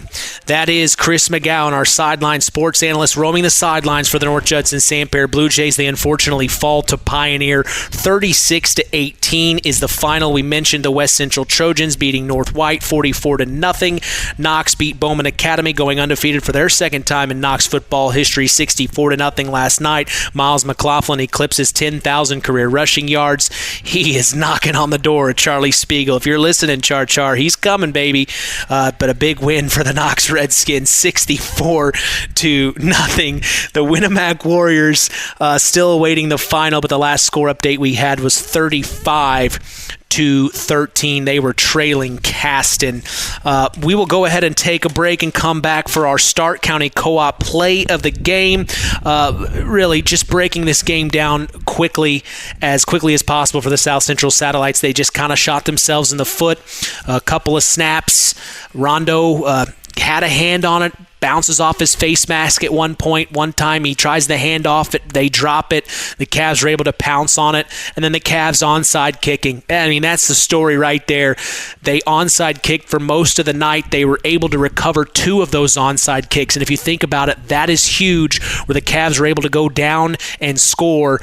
The Cavs dominated this ball game, and they really sent a message to their rival South Central. They didn't want to make this game easy. They remembered last year where they split the 2 games they played. Cavs lost in week 9 1 year ago tonight.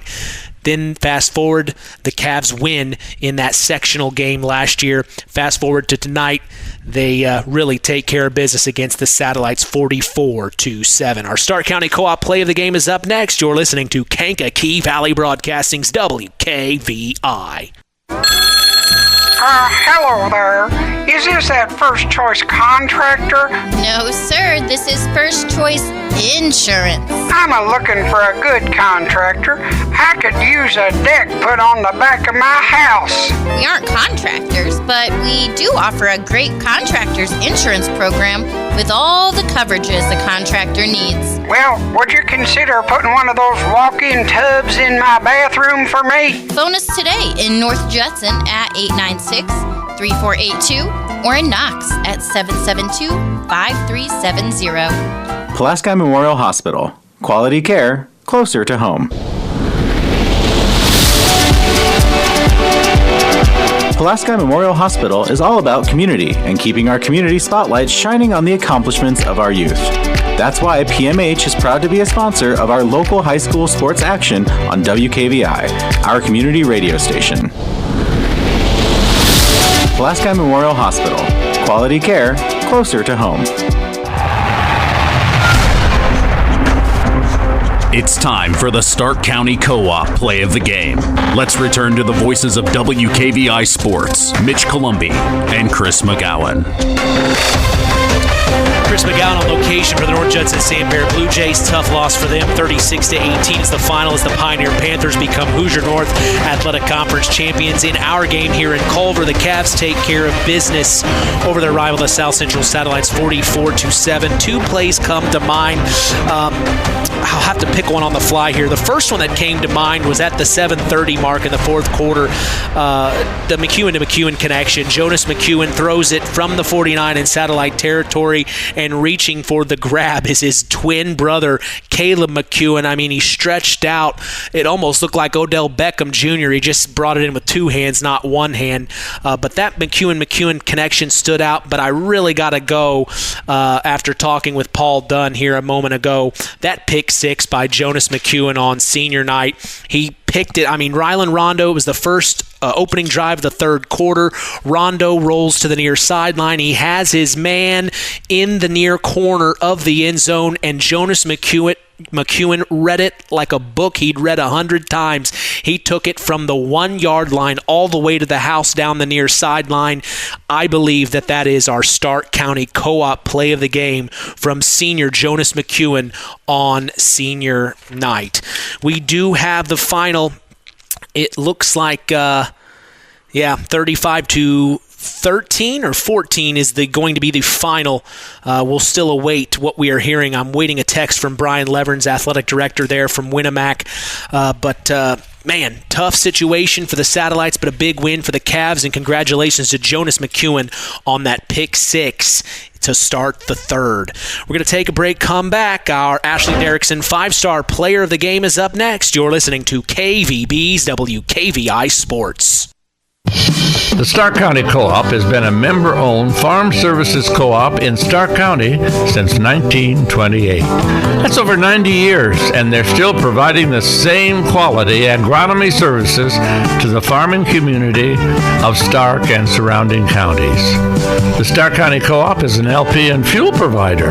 The Stark County Co-op purchases grain at both locations, Hamlet and Brems. You can reach them by phone at 1-800-782-3392. One of our hometown businesses here in our area in Monterey, it's LAP Waste. Being able to recycle is one of our main goals at LAP Waste. Being able to say that we only take about 8% of our trash to the dump is pretty impressive for us, and we hope to keep building on that. We service an 80-mile circle from Monterey. If you have a small job, big job, or just have a one-time, we are here to make a difference in this area. And that phone number, Kirby? 574-542-4019. This year, I'm starting my holiday planning early. Smart, with all the shopping, travel, and video calls. That's why I'm getting Surf Fiber Fast Internet, with all the speed I need, plus so much more. With Surf Fiber Internet, you get perks like free installation, free Wi-Fi, no contracts, no data caps, all-in pricing and price lock for life.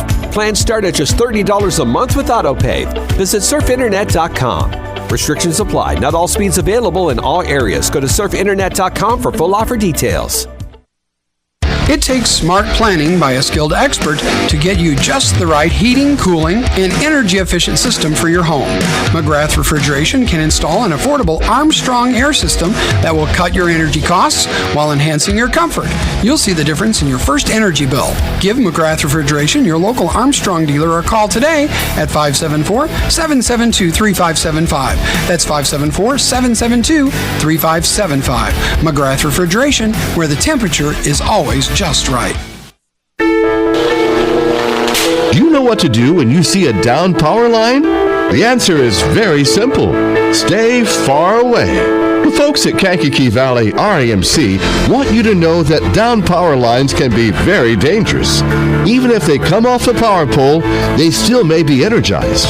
Call 911 and wait for instructions from the fire department or power company. The folks at Kankakee Valley REMC want to keep you safe.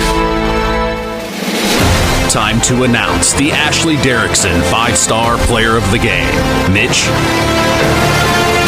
Yeah, appreciate you, JT. It's time now for our Ashley Derrickson 5-Star Player of the Game, given in memory of Ashley Derrickson, a 2008 graduate of North Judson Sandfair High School, who battled cancer throughout her high school career before losing that battle on December 12th of 2008. We'll tell you who's earned that honor after this word from 5-Star. 5-Star, the largest meat and grocery store in the area, focused on quality, value, and customer service. The 5 stars in the name of the store come from 5 family members of the original owner serving in World War II, each one represented by a blue star on a flag hanging in the front window of the family home. That's why even decades later, 5-Star is known for its dedication to service. Now, that dedication means savings for you. 5-Star, one of the We Care stores, the area's largest meat and grocery store, focused on quality, value, and customer service. Located,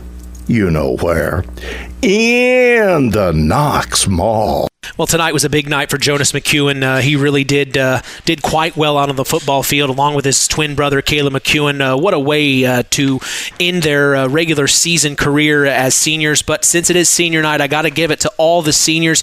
We saw great play from Theron Carrington. He was able to get a touchdown. He's one of the seniors. So we're going to list all the seniors on the Cavalier football squad, as they are our Ashley Derrickson 5-Star Players of the Game. We start with Theron Carrington, then Jonas McEwen.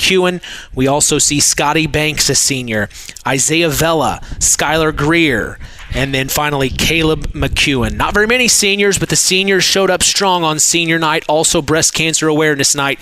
So congratulations to all the seniors for the Culver Cavaliers. Well, another week down, and now we start the postseason as KVB's WKVI Sports will be back in action next week to start our postseason run in Union Mills, Indiana, as the South Central Satellites host the North Judson Sandpier Blue Jays. 2 of WKVI area teams clash, and you know we will be there for them. We will be going live at 7:30 p.m. Eastern, 6:30 p.m. Central. That's right here on 99.3 FM and online at WKVI.com. We also remind you to join us tomorrow morning for the Saturday Sports Line, where we will talk to all 6 of our area football coaches as we go live at 9 a.m. Eastern, 8 a.m. Central on 99.3 FM and online at WKVI.com. If you ever miss the Saturday Sports Line, don't worry. We remind you of the Saturday Sports Line replay every Sunday at 7 p.m. Eastern, 6 p.m. Central. Hey, follow us on social media. We're on Instagram at WKVI Sports, on X at KVB Sports, and on Facebook at Sports to the Max for all Kankakee Valley Broadcasting sports content. Our final from Cavalier Field saw the Cavs beat the Satellites, their rival, 44-7. From all of us here at KVB, we thank you for listening to Indiana High School football. For our sideline sports analyst Chris McGowan, on location in North Judson, our in-game announcer JT John Thompson, I'm Mitch Columby. The tradition continues. We are Kankakee Valley Broadcasting's WKVI. Thank you for listening to Indiana High School football on Kankakee Valley Broadcasting's WKVI. Sponsored in part by Coca-Cola, Culver's Portside Marina, Farm Fertilizers, First Farmers Bank and Trust, Lawrence Farms, Mark's Body Shop in Knox, Zingo Express, Pulaski Memorial Hospital, Stark County Co-op, Collins Insurance, McGrath Refrigeration, Web Printing, and JT's Shirt Shack, Kankakee Valley REMC, Osborne Advantage Real Estate, LAP Waste, Howard's Marathon of Winnemac, and 5-Star. We'd like to thank our sponsors for their dedication in supporting local high school sports and helping continue the tradition on Kankakee Valley Broadcasting's WKVI. Touchdown!